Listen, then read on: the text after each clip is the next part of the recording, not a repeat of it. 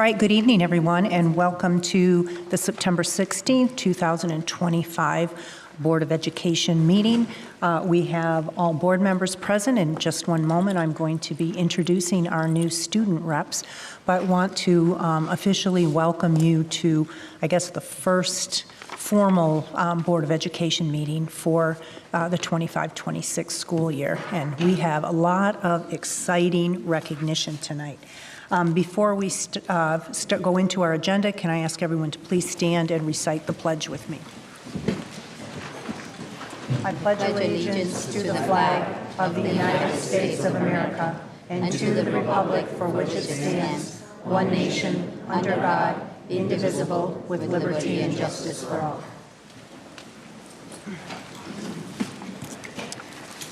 Okay, again, thank you and good evening.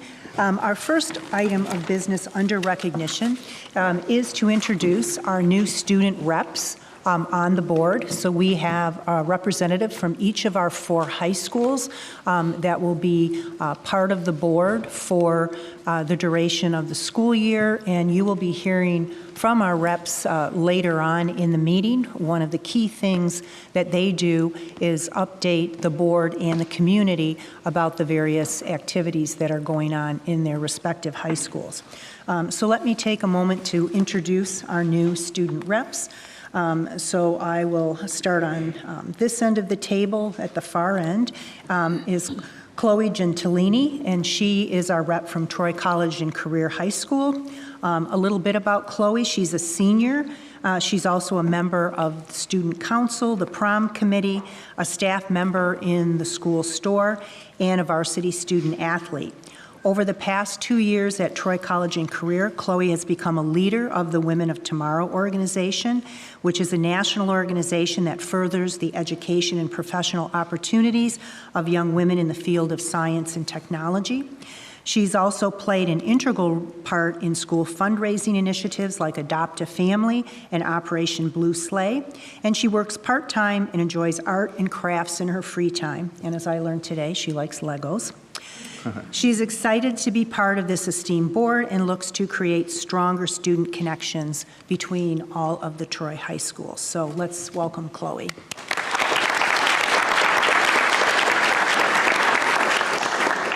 Okay, and sitting next to Chloe from International Academy East is Ayang Song. Ayang is a junior this year, where she is pursuing her IB diploma. In terms of school leadership, she serves as the captain of the Science Olympiad and co-president of the Science Fair, where she organizes competitions and mentors peers.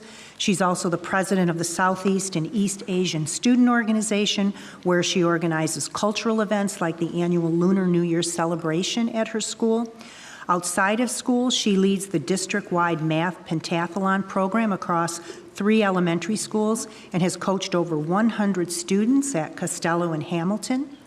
She's passionate about the medical field, and she has presented her research at the Michigan Science Fair and the International Science and Engineering Fair, and she hopes to use her love for science to inspire younger students and expand access to STEM opportunities across the district. And so I know many of the girls on our robotic team will certainly look at to Ayang as a role model. As the IA East student representative on the Board of Education, she looks forward to continuing to make an impact in the Troy School District community through her leadership and service. So let's give a round of applause to Ayang.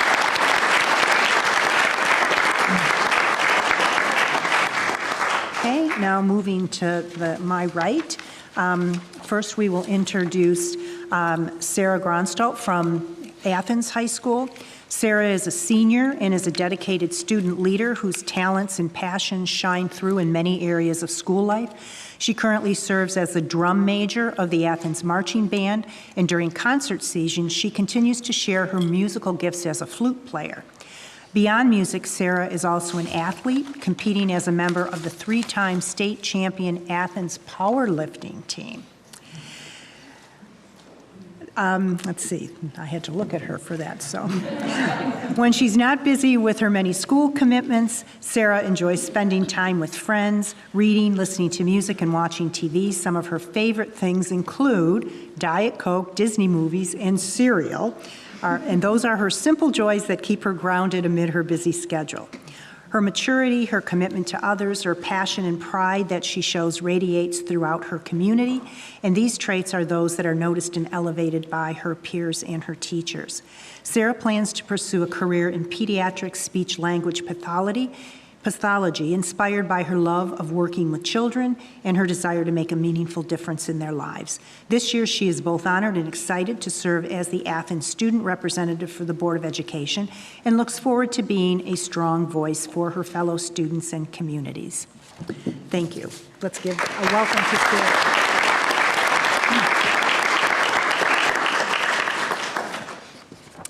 And finally, from Troy High School, Isabella Doss, and Isabella goes by Bella.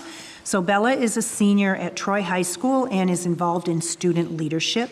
She currently serves as the Vice President of the Student Government and Leadership Executive Board and is the Communications Director on the Troy High Model UN Executive Board.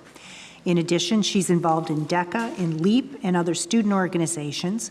She represents Troy High and Oakland County in the Michigan Association of Student Councils and Honor Societies, where she collaborates with student leaders from across the state to modernize leadership education. Bella also serves as the chair of the board's DEI community, where she leads initiatives that promote inclusive and equitable student leadership opportunities across Michigan. Having played the drums for 8 years, Bella spent 2 years on the Troy High School drum line. Some of her other interests include leadership, music, travel, global affairs, and preserving the Coptic language and culture as an Egyptian American. She plans to study business on the pre-law track. Bella is honored and excited to represent Troy High as the student representative to the Board of Education and is ready to see the impact TSD will make this year. So welcome to Bella.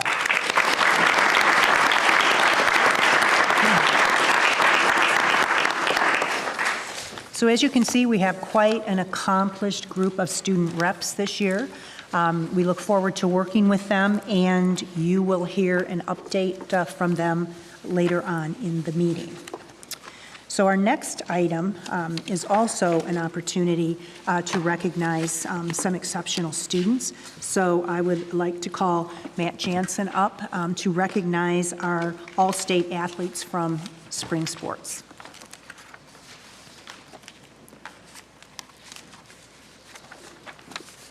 Dr. Macheski and the board, thank you so much for having me here this evening to be able to recognize 8 of our student athletes from last spring that received all-state honors. 3 of them are off at college and unable to join us tonight and don't have representatives, but I'm going to list them to be able to honor and recognize their achievements from last spring. First was Lauren Dionker. Lauren was a senior last year at Athens High School for girls soccer, coached by Jason Clark, and she made all-state for girls soccer. Another senior last year at Troy High, Chase Duncan, was coached by Carly Schwartz in girls lacrosse and received all-state recognition.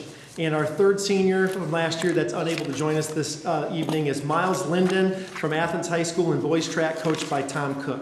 So those 3 are off. Some are competing at the college level and aren't able to be here tonight, but have appreciated their opportunity to be recognized. I do have 5 more student athletes that are either here or they have a family member that are here. And if I can kind of coach them up in our process here, we have a couple of our board members here that have the blue folders right there, Mrs. Philippart, that if you'll come up here when it's your opportunity. Parents, you're welcome to come up and take a picture with your son or your daughter up here with our board members, and then they can go back to their seat, and then at the end, we'll have them come up for a group picture. So here we go. Our first representative is Julian Farrell. Julian was a senior last year at Athens High School and received all-state recognition for boys track, coached by Tom Cook, and he is being represented by family here today. Let's give it up for Julian Farrell.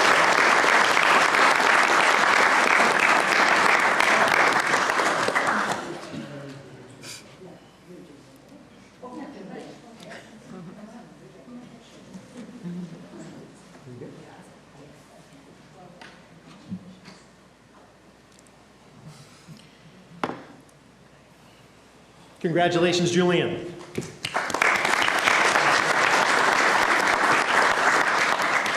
Our next All-State student athlete is Jason Hamilton. Jason was a senior last year at Troy High School and received all-state honors in boys track, coached by Mike Ryman.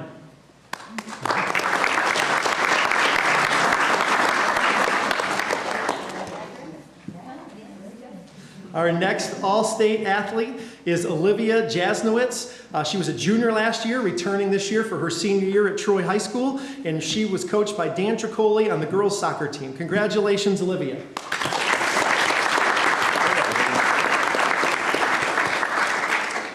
And our next student athlete is Katie Malone. Katie was a junior last year at Athens High School, returning for her senior year. She received all-state honors for girls lacrosse, coached by Rob Holder.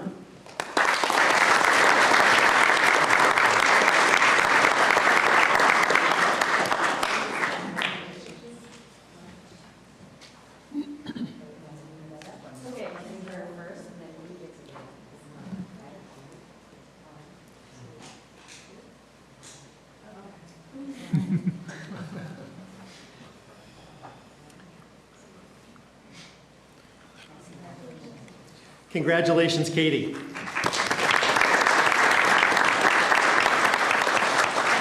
And our final recognition tonight goes to Ashley Miller. Ashley was a senior at Athens last year, was the goalie for the team, for girls soccer, coached by Jason Clark, and she is being represented tonight by her father, Scott Miller.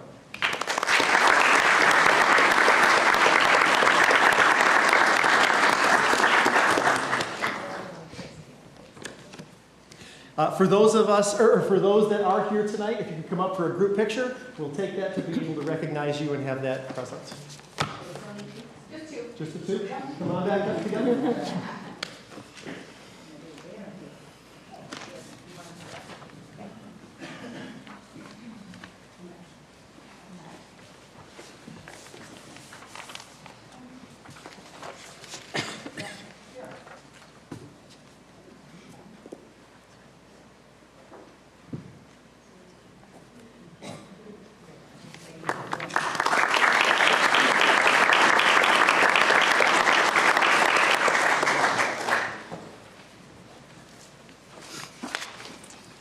Our next item of recognition is our mission moment.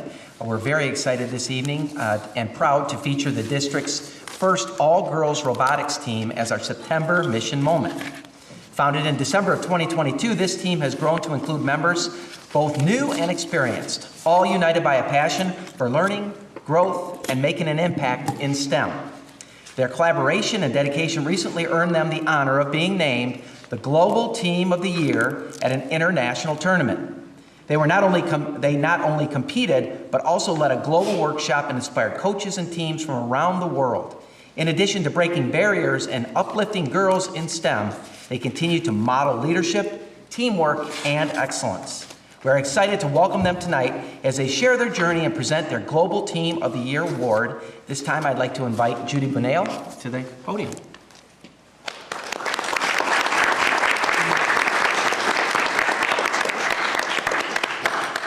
Good evening, Dr. Macheski and esteemed Board of Education. My name is Judy Bunale. I'm the co-founder and co-coach of this all-girls robotics team, GirlBots, from Larson Middle School. I'm very proud to present two of our pioneer founding members, Ella Bunale and Varna Jaya Raman, to give you a glimpse of the international workshop we presented in Chicago on July 2025. So,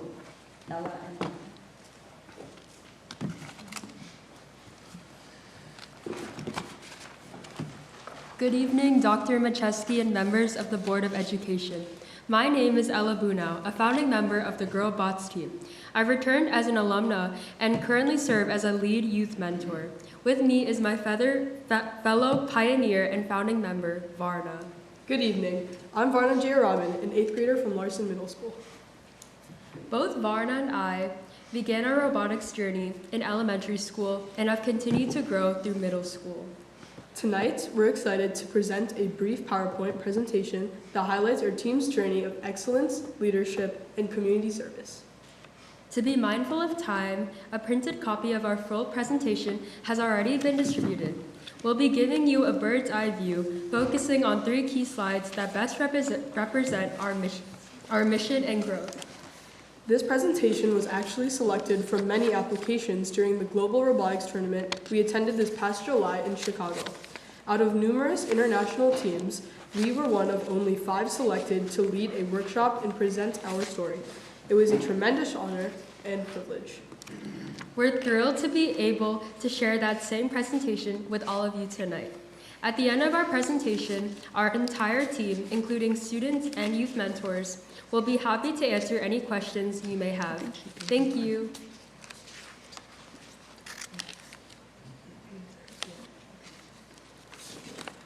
Girls Can Community Alliance Network, empowering girls and everyone through excellence, leadership, outreach, and representation. Why these 3 pillars matter. Community Alliance Network. First isn't just about building robots, it's about building relationships. These 3 pillars create connection, growth, and empowerment. When you invest in people, your team grows beyond the field. Community, starting at home. Community is our foundation. Through 222 and counting outreach projects, from kindness drives to STEM fairs, we've impacted 30,750 people directly and 120,000 plus indirectly. We are a young team, but our impact is mighty. Alliances, mentors, and collaboration.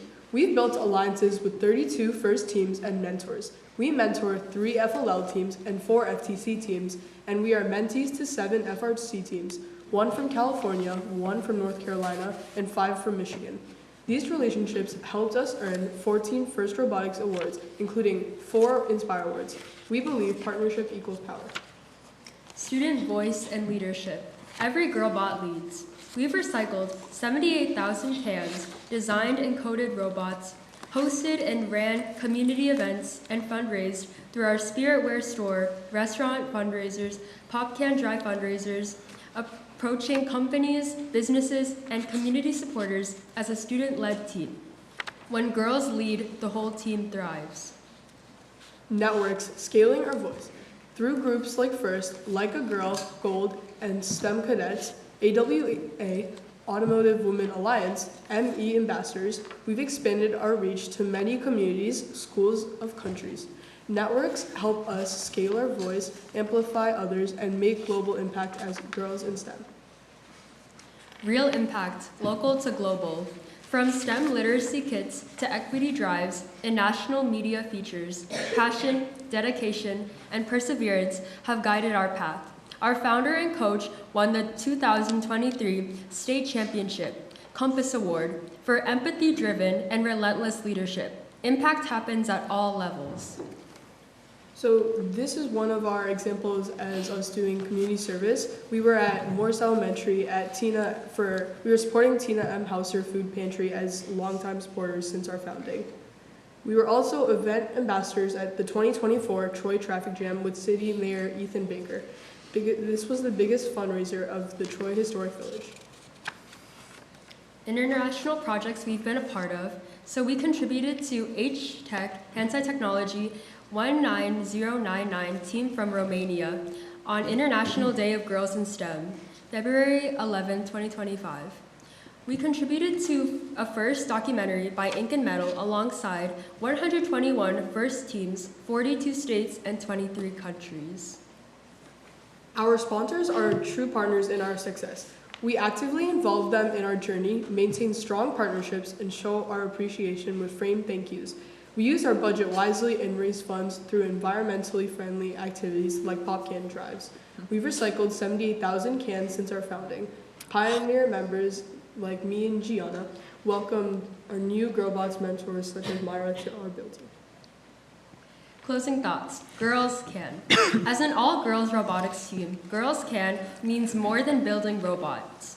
It's about building each other up. Through community, we've grown stronger. We've learned that when we support each other, anything is possible. Through alliance, we found support and shared purpose. Through network, we've built lasting connections that inspire us to keep going.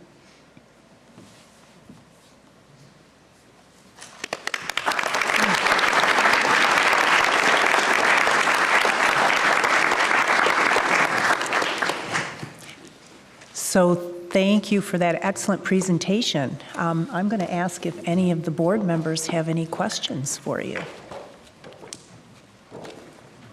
Well, I'll ask a question then. When you first co-founded this robotics team, did you ever envision, the community service that you have done and the number of people you have impacted is amazing. Congratulations. Did you ever envision that you would be making such a huge impact, or did you focus originally on, I like STEM and we want to build robots? Well, we've always believed in empowering girls through STEM, so we're not just here for our success, but we're also here to show girls everywhere at a young age or an old age that we can do it as girls, because STEM is a men-dominated field, so as girls, we show that we can do anything, and that's very, very impressive. Not only for you to learn the technical skills that you've done with your robots but to have made such a huge community impact, to have touched, so many young girls. I was talking to one of your colleagues before the meeting that, when girls see themselves in, people that are older than them or students that are older than them, then when young girls see that, then they believe that that's a possibility for them too. So you've really been outstanding role models. Any other comments for?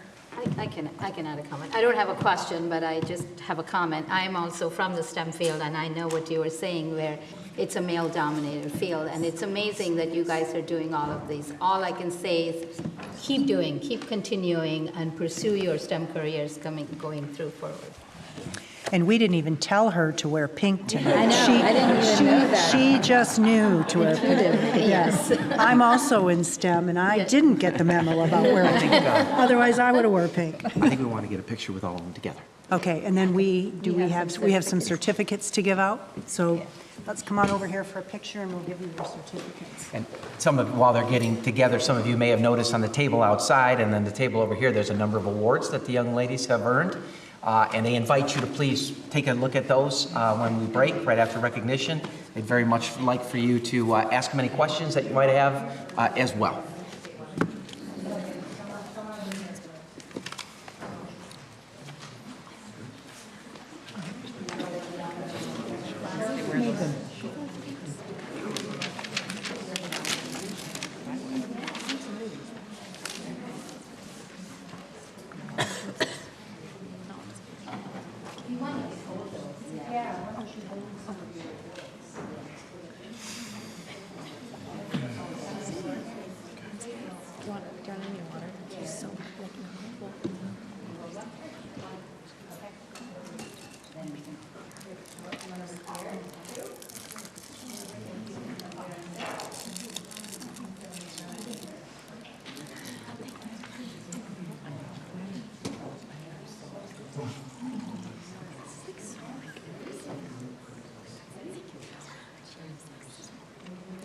If there are other coaches and they want to join, feel free to.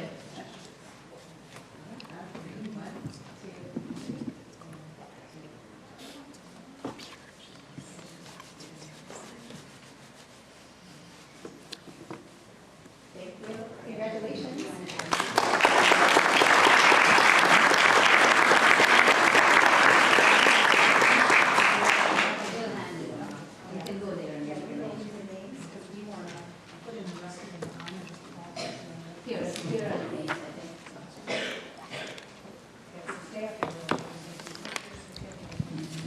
All right, so as I called your name, you approach her. So, Girlbot Sophia Alexander.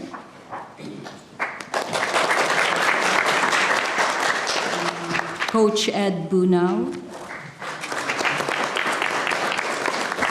Pioneer member and youth mentor Ella Bunau. Kirthina Chandra.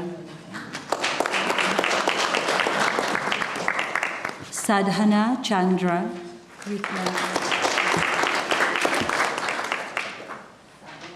Gianna Cruz,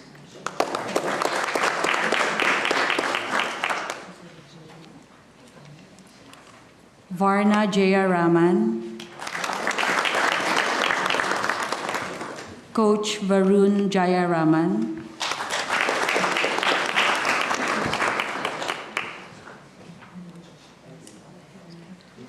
Hanuel Sky Kim, Emmeline Lauder,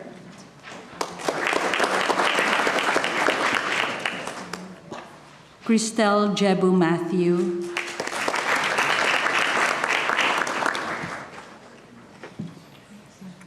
Yana Manaay, Alisa Mutia,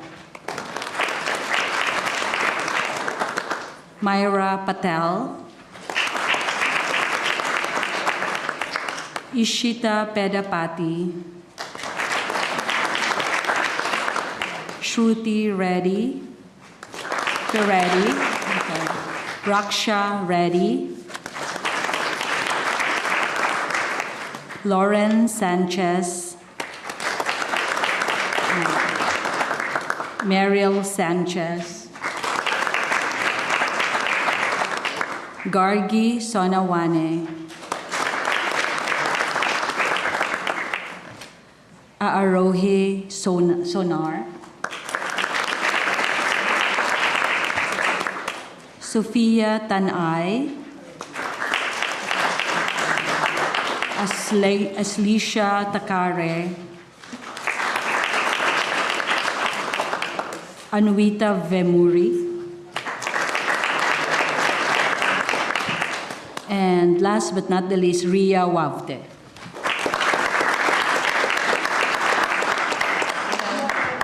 And myself.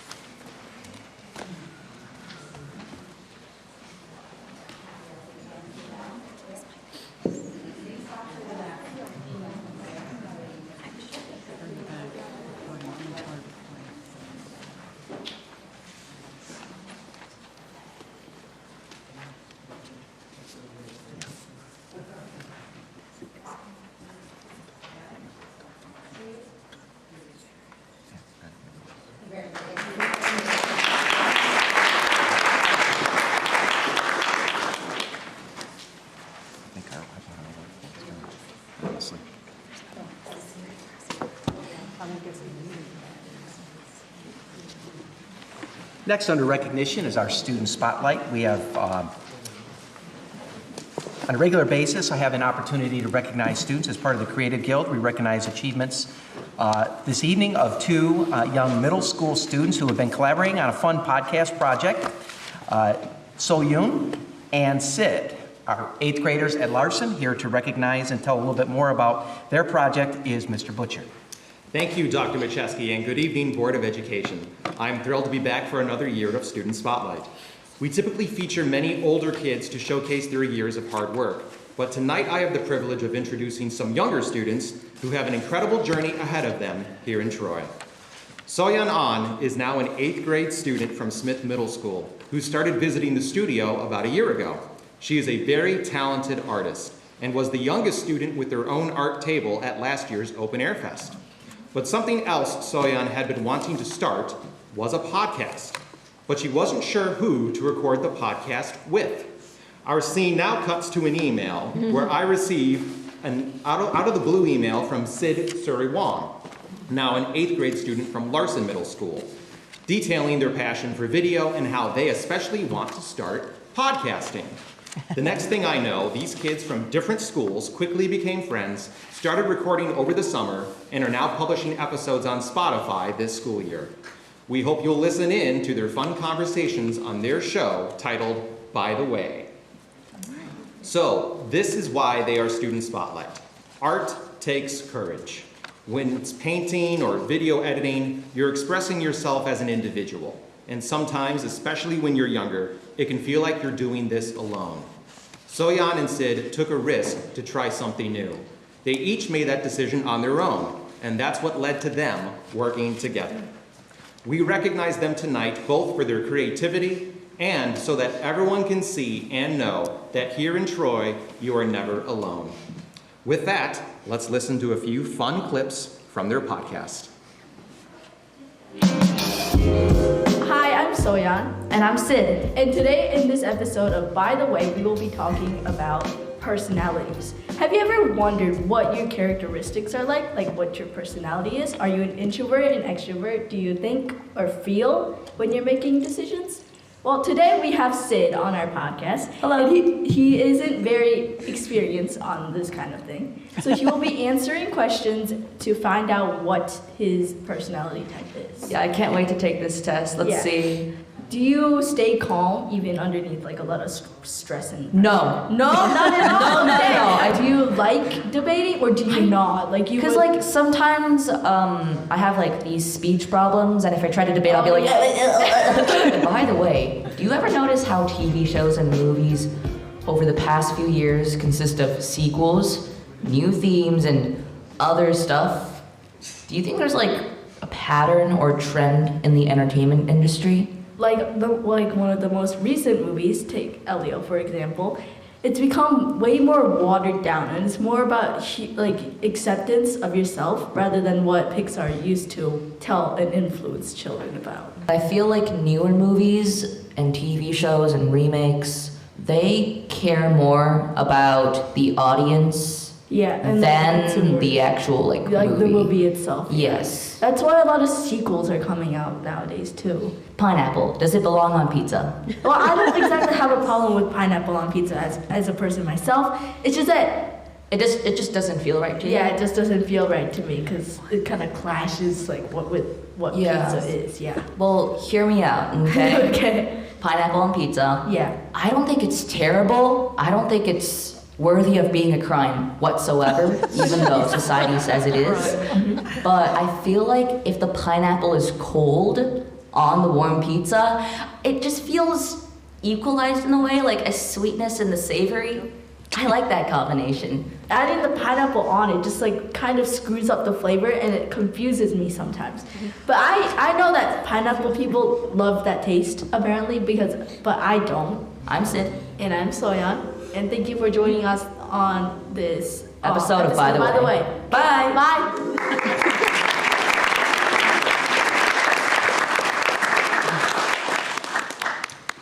By the way, our students were a little nervous to do this tonight because they think this board is very scary. I have assured them that you are mostly friendly. So you might ask a couple questions, but before that happens, if you kids want to say a few words, the microphone is all yours. I never actually thought that it would ever get to this point, really. I mean, I didn't even know how to start, but it all started in this little elective I had called Digital Apps 2, and my teacher noticed my creativity in one of the podcasting units and invited me to join the Creative Guild. And obviously, I said yes, because I knew this was meant to be, obviously.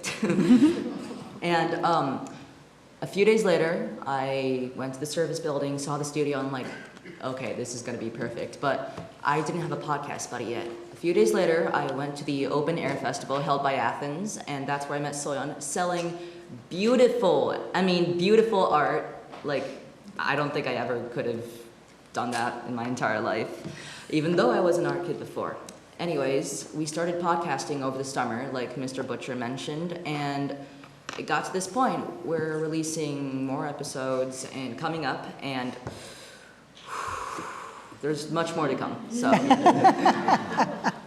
Right. When I started podcasting, I didn't think I was going to do it with a partner. I just thought I would bring in guests and talk to them and ask them questions and whatnot.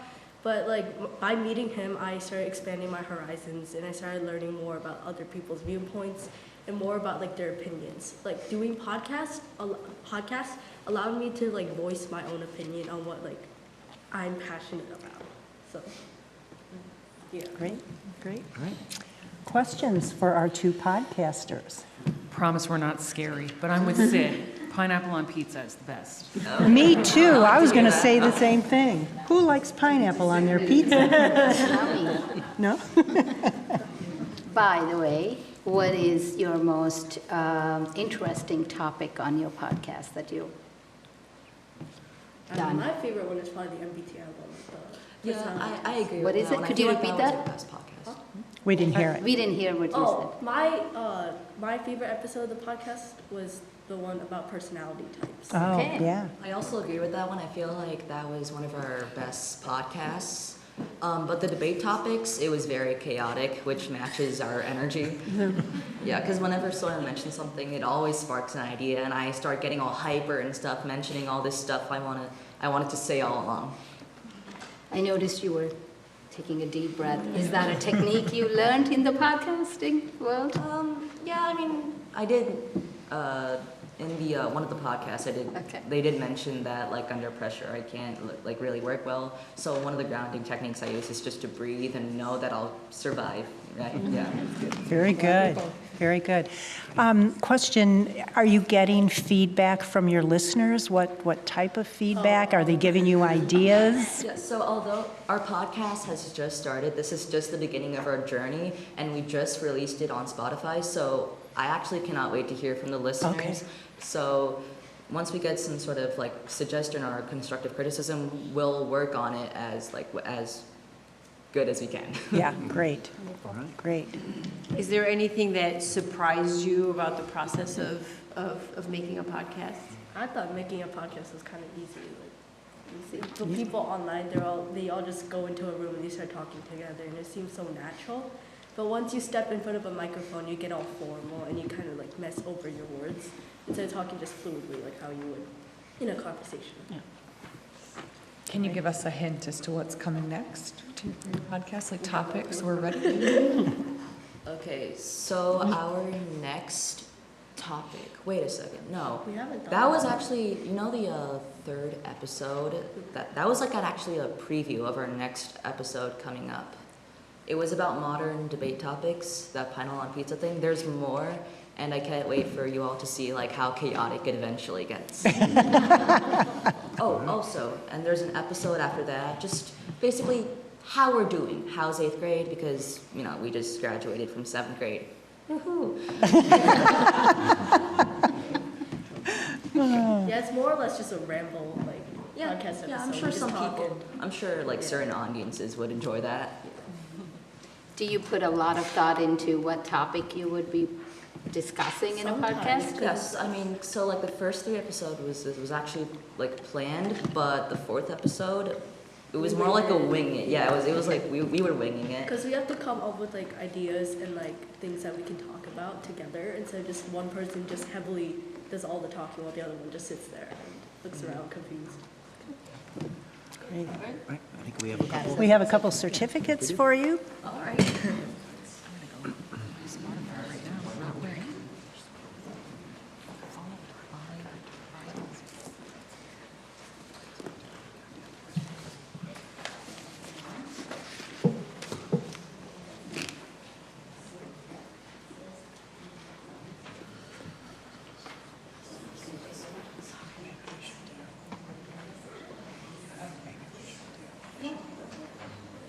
They're listed as a comedy. Yep. Got it, I'm following them.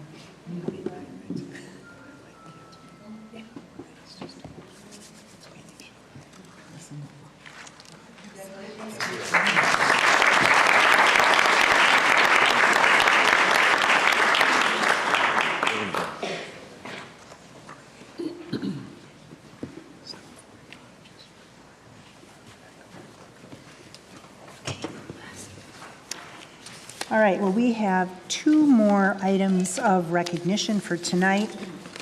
Not nearly as exciting as the ones that we just went through, because these don't involve students, but they are equally important topics. So our next item of recognition is to acknowledge and pass a resolution in support of the National Suicide Prevention Month. So the Oakland Community Health Network has asked school boards throughout Oakland County to partner with them to approve a proclamation for September as National Suicide Prevention Month. And so I would ask the board for a resolution to do that tonight. May I have the resolution, please? Okay, go ahead.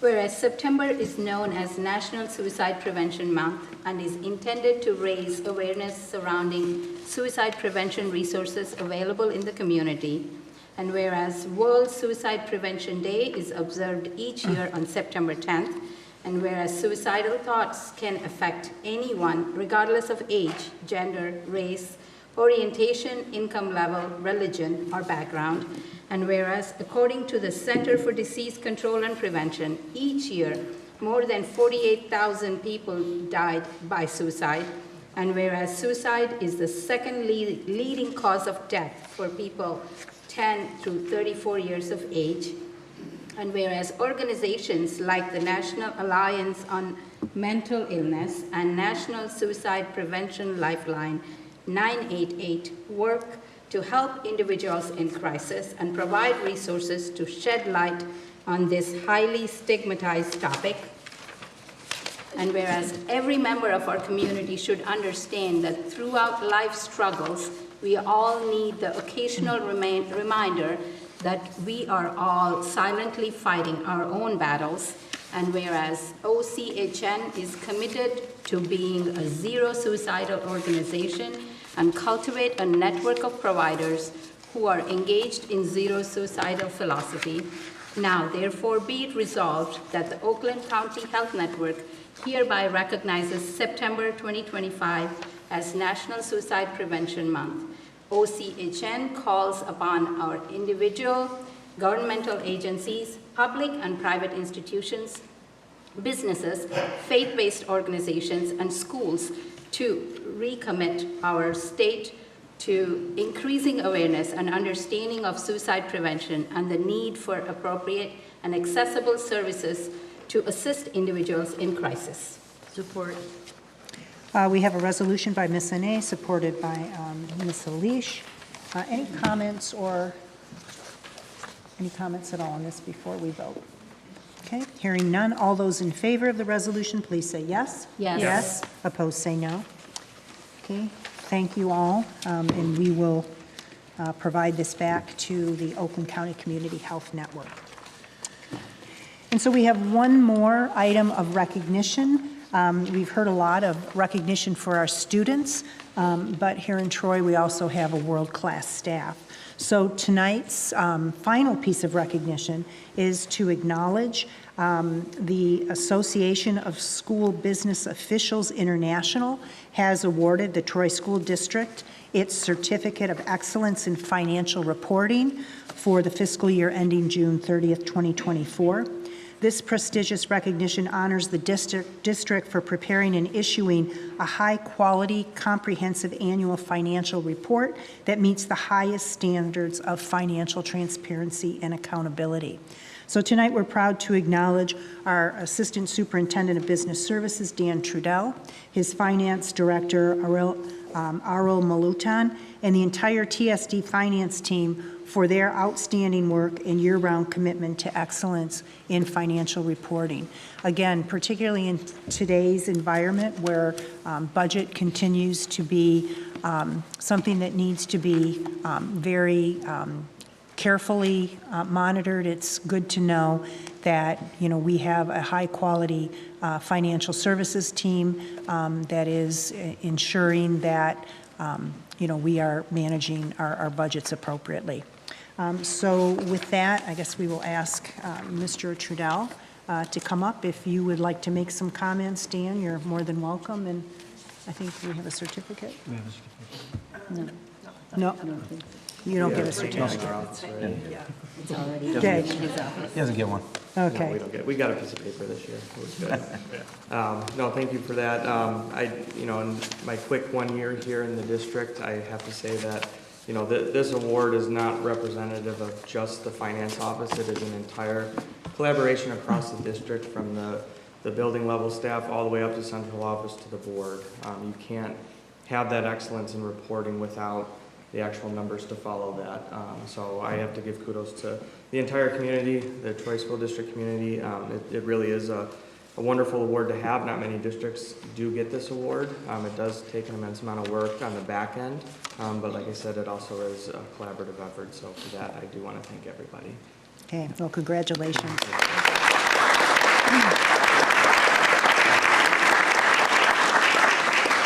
All right, so this has really been a great start to our meeting with such wonderful recognition tonight. We are going to take a 5-minute break. For those of you that, would like to leave to get on with your evening, please feel free to do so. Of course, you're always welcome to stay for the duration of the meeting. But again, congratulations to our students, congratulations to our finance team for, the wonderful accomplishments that we heard about tonight. So we will be on 5-minute break, and we will reconvene shortly. Thank you. All right, if I could ask everyone to please take their seats, we're going to go ahead and restart our meeting.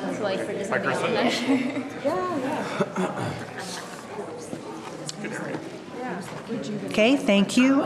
So continuing on, Dr. Macheski, any additions or deletions? There are none this evening. Okay, our next item is public communication on agenda items. We have one speaker, Mr. Ali Abahedian.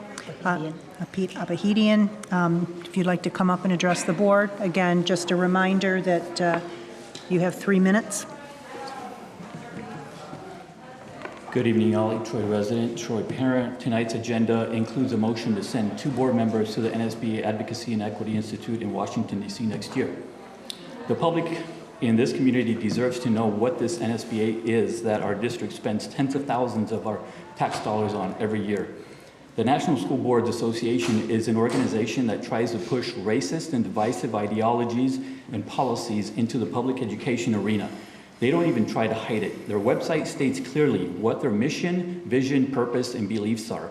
Their goal is to be a propaganda machine of Marxist ideologies forced into the public schools through catchy slogans like educational equity and inclusive classrooms. Whistleblowers have disclosed that the NSBA included messages at its events that advocated for racial prejudice, such as telling white individuals that they oppress others because of the color of their skin and that they should apologize for their white privilege. This is the same NSBA that is opposed to hate crimes and violent acts, particularly, quote, against individuals of color and or minorities in a school setting, end quote. This is the same NSBA that would probably consider it hate speech if a student would say in a classroom setting that there are only 2 genders and transgenderism is a mental illness. And yes, this is the same NSBA that sent a letter to the White House calling parents who speak out at school board meetings domestic terrorists. This is the type of organization Charlie Kirk warned us about over and over. These organizations enter the public education system through school board members, administrators, and teachers as a Trojan horse. The dangers of DEI, CRT, and Marxist propaganda in the public schools cannot be underestimated.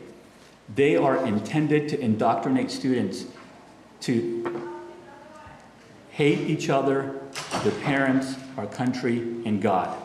In the last 3 years, the Socialist Republic of California, along with at least 26 other states, recognized the radical and divisive propaganda being pushed by NSBA, and they canceled their membership, all school districts in all these states. And yet we have Troy School District wasting thousands of dollars of taxpayer money to send 2 of you on this board to Washington, D.C. to get indoctrinated by an organization that called parents like me a domestic terrorist for standing at this microphone and speaking the truth. I hope before you pack your bags next February, you do your homework and you look yourself in the mirror and realize that you're better than this. Troy schools don't need any more Marxist indoctrination. We've had more than enough. We need board members who want our students educated, not indoctrinated. Thank you. Thank you.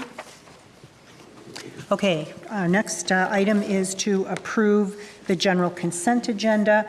Tonight's consent agenda consists of minutes of the August 19th, 2025 Board of Education meeting and the July 2025 Treasurers Report. May I have a motion, please? Mr. Hop. Be it therefore resolved that the Troy Board of Education takes action to approve items A and B of the consent agenda. Support. We have a motion by Mr. Hop, supported by Ms. Alish. Any comments? Okay, hearing none. All those in favor of the consent agenda, please say yes. Yes. Opposed, say no. Okay, thank you. Motion carries. Next, we'll move on to personnel, and Mr. Pagel, if you'd like to come up. Good evening, Dr. Macheski and members of the board. This is the time of the year where we come before you to give an update regarding our summer work of staffing our school district.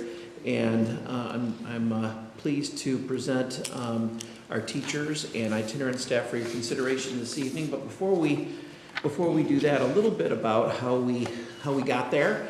I display this slide for you simply to illustrate that so much goes into this process. That is a multi-step process that all of our candidates go through before they become members of the Troy School District. As you might imagine, we are in search of the very, very best teachers because our students and our families and our community deserve that. And so this slide illustrates the numerous steps that our candidates have to go through, including multiple rounds of interviews and performance tasks, reference checks, and so forth before they become a recommendation to you this evening. One example of this process is our annual elementary teacher job fair. This year we hosted more than 250 candidates that we really put through the punches of a screening round, along with 2 interview rounds and a teaching lesson round before moving into performance tasks and reference checks. Our candidates that we bring before you this evening, 44 strong, we're super excited to pose for a picture for this slide presentation tonight and for your consideration. As I mentioned, 44 before you this evening, teachers and itinerant staff such as school psychologists, counselors, social workers, and the like.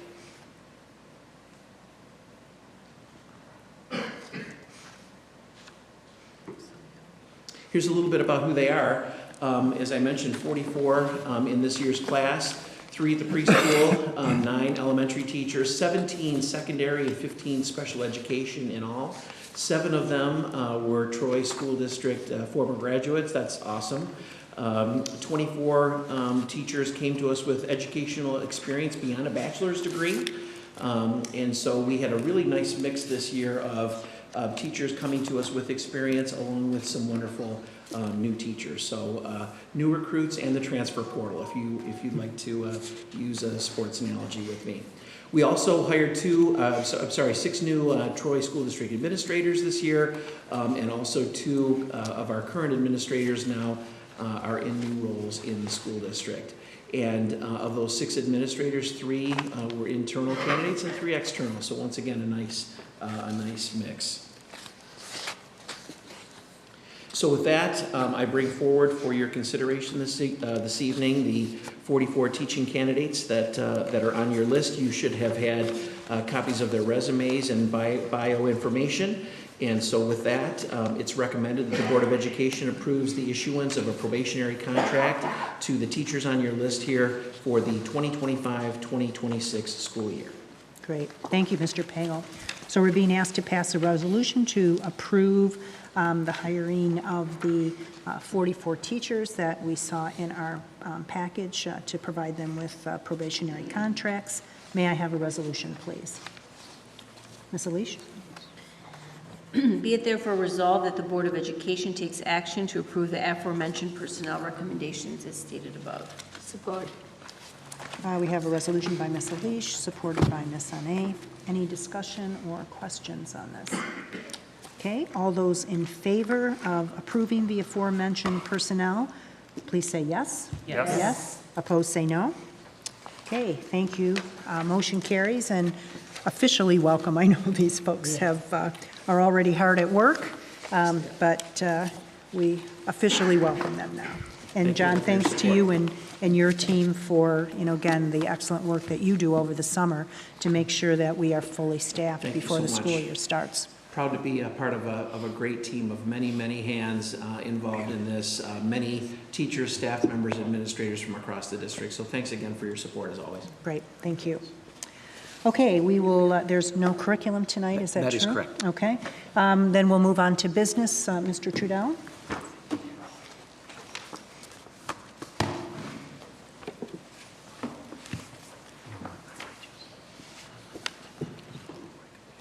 Good evening, Board, again. So tonight on the agenda for your consideration are three separate projects. So the first one being some renovations to our central office building. As we talked about at the workshop, this renovation is a little bit more cosmetic in nature. There's not a lot of structural changes. A lot of the HVAC equipment's going to be updated, new carpet, some new furniture that'll replace some aging furniture in that building. And as we discussed, this project is being split funded, so it's going to use up the remaining $1 million of our 2019 bond, and then we will also have about $600,000 or so coming out of the new 2023 bond as well to cover the balance of that. So for your consideration is the bid for the administration building in the amount of $1,560,680.30, and then that would be approved as an expenditure of both capital project funds. Okay, great. We're being asked to consider appropriation for renovation of the administration building. May I have a resolution, please? Mr. Hopp?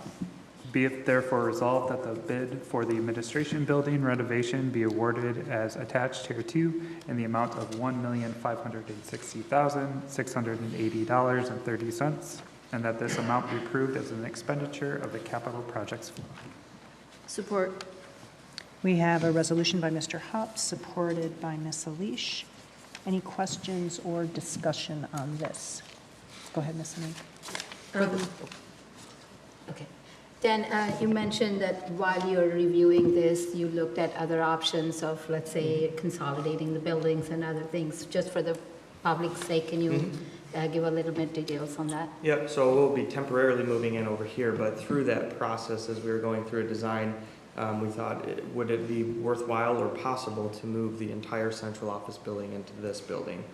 So we worked with our architectural team and kind of went through this space as it is without doing construction, and is that possible? We looked at scenarios where you could potentially do construction to this building, and ultimately as we went through those, we kind of weighed the cost-benefit analysis of the investment into this building, and we just deemed that it would be too much scope needed in order to accommodate an additional 30 people into this building. This gets a lot of district-wide traffic into this building, so you have a lot of staff that are here somewhat permanently, but then you have a lot that are traveling across the district, and then we have a lot of district initiatives that come into this building too. So, but nonetheless, we wanted to rule out that as an opportunity to see if we could even fit it in without doing any construction. So that led us back to looking at that building and ultimately just saying, let's do some updates just to refresh things, fix the HVAC, and then primarily because we have centralized enrollment now, we wanted to reconfigure the front of the building to have a conference room space that would be available for prospective families coming in to complete their enrollments. And then likewise, we wanted to update the bathrooms there as well to be ADA compliant. So. Cool. And when was the last time that building was renovated? It was late 90s, and then prior to that in the 70s. Okay. 2000 and... It's been little phases. Yeah, the last one was 2008. Okay. Yeah, beginning of 2008. That was mainly just paint, carpet, and some electrical updates. Can you tell us about the timeline and the impact to the public? So if someone's going to try to enroll, how's that going to look? Yeah, we tried to strategically pick a timeline where it's going to be least disruptive to the central office staff. So for us, this time of the year is always the busiest. You're onboarding all the new staff, you've got enrollment coming in, we've got our financial audit.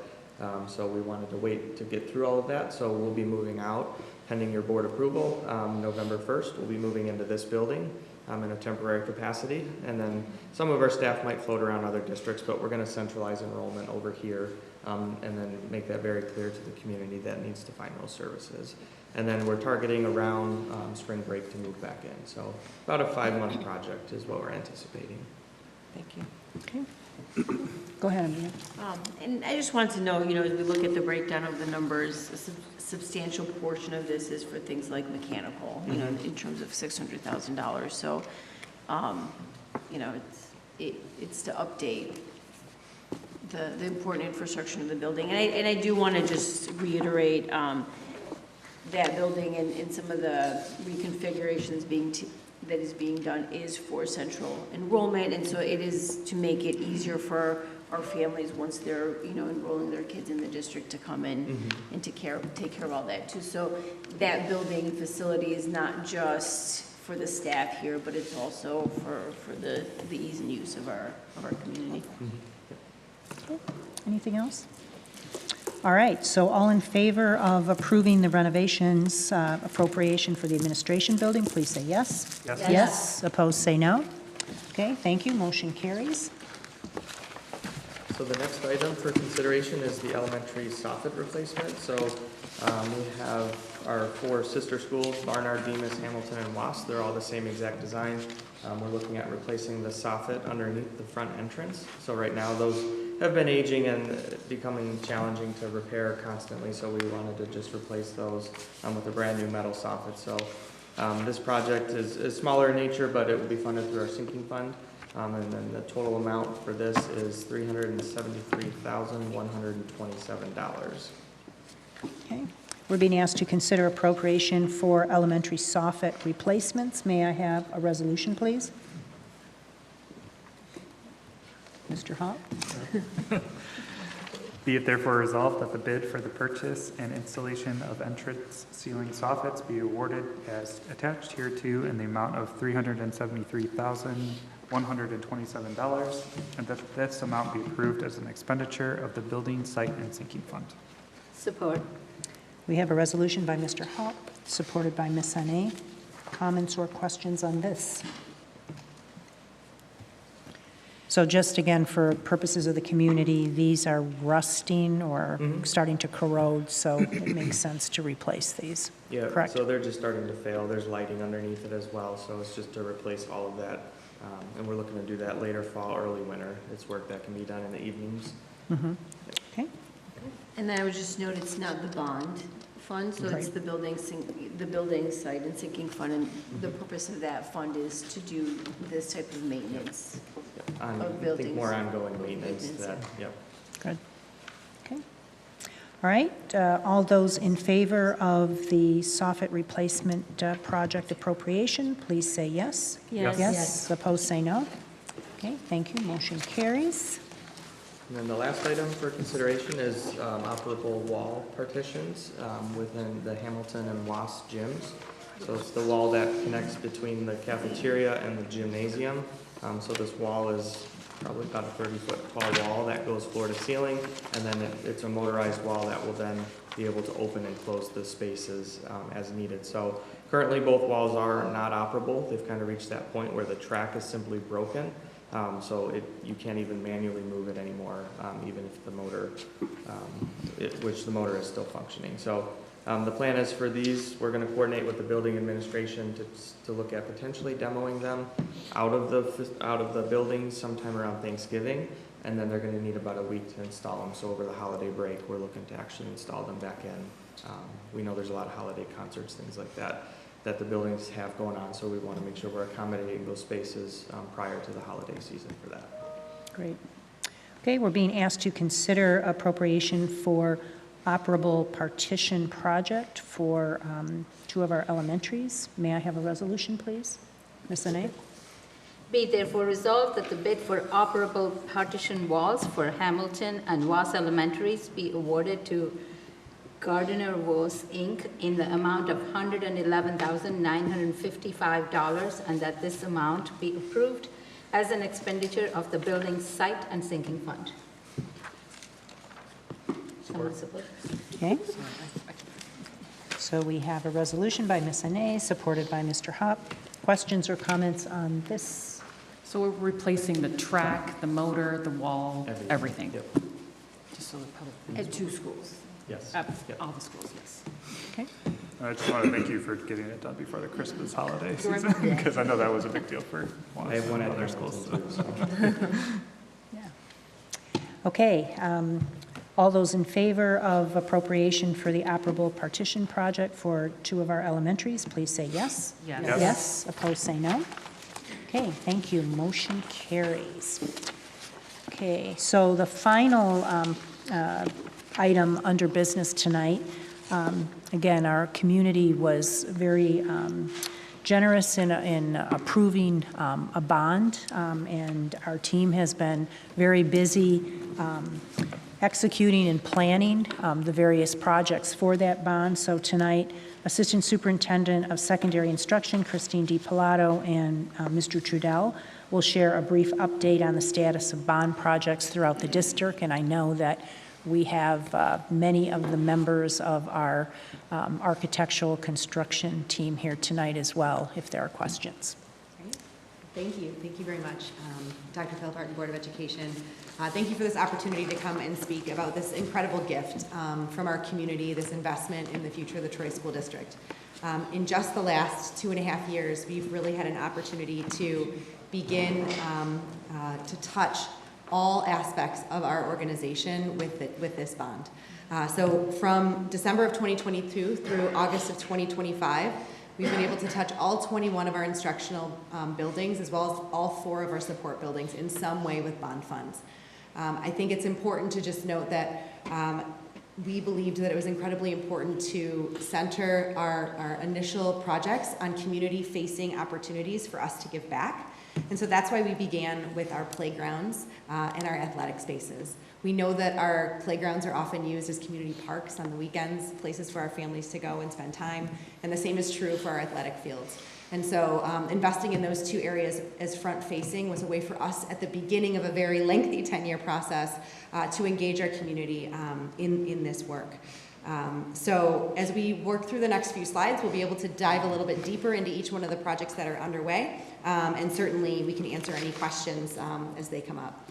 So this first slide that's here is not really meant for anyone to be able to read. It's very small and in detail, but it's to really illustrate the detail of planning over the 3 series, or the 10-year bond broken into 3 different series of work.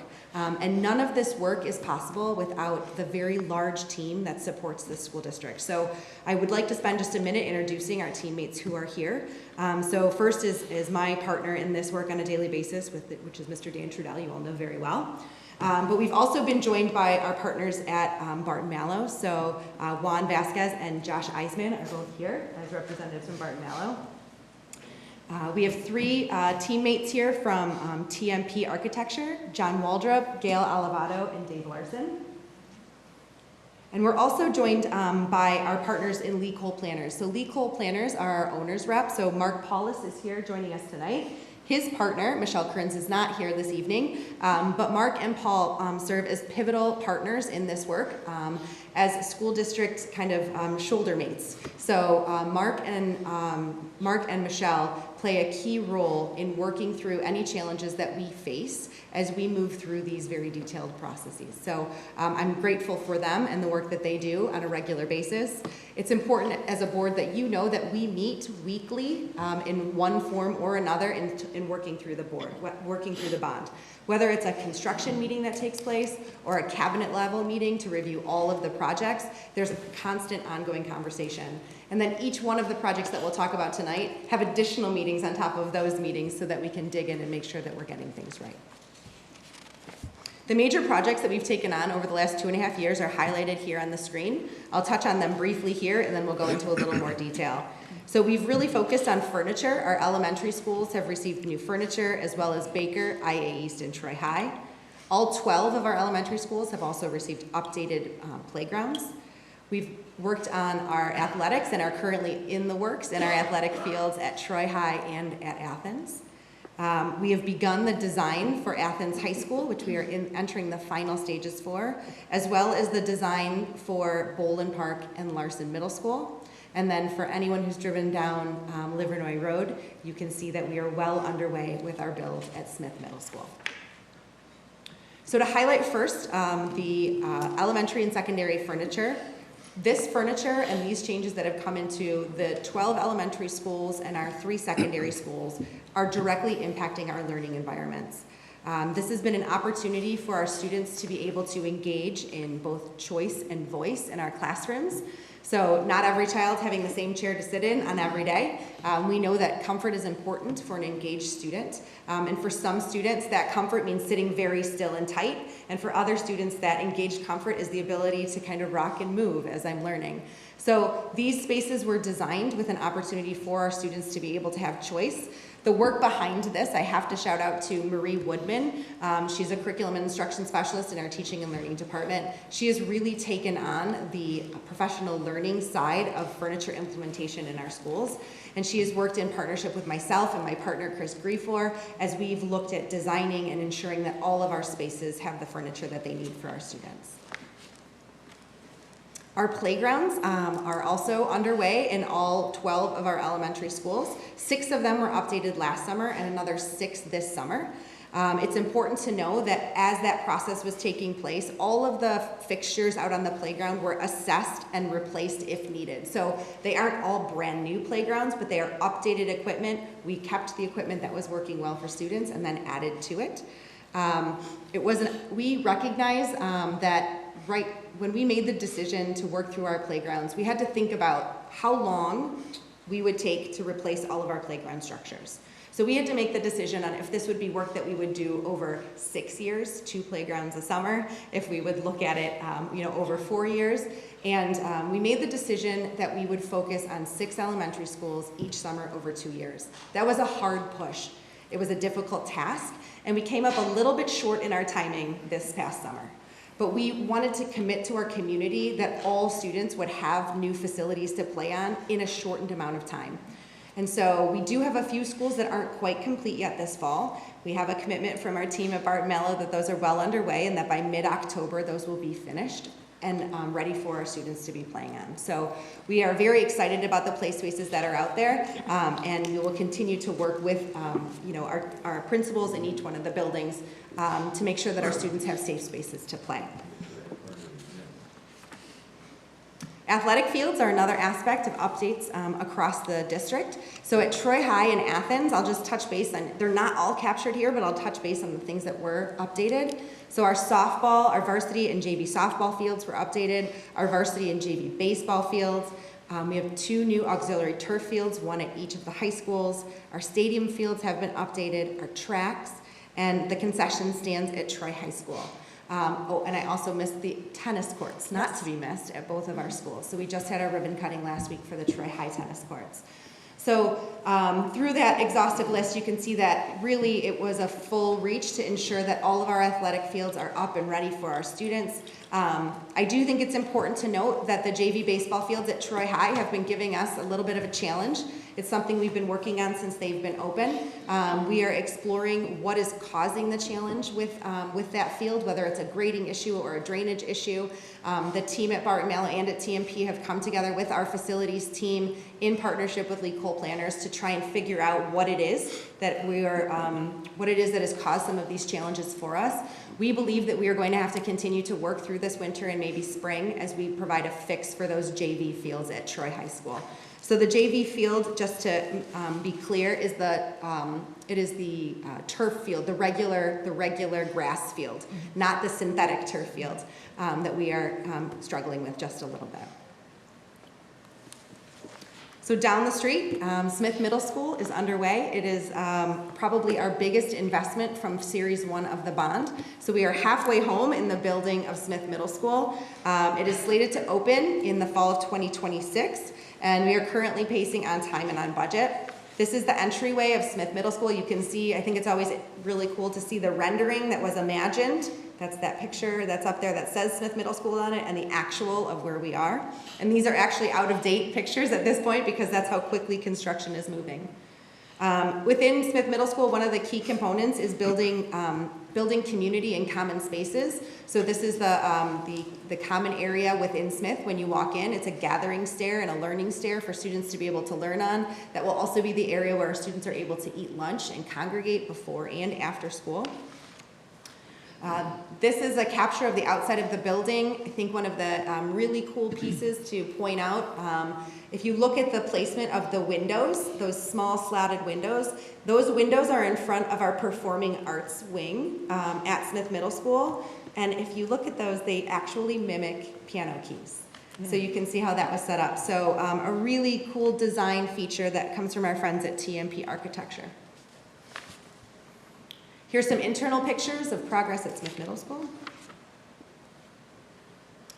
And that moves us on to the Athens High School design project. So Athens High School will be our next large project that's taking place here in the district.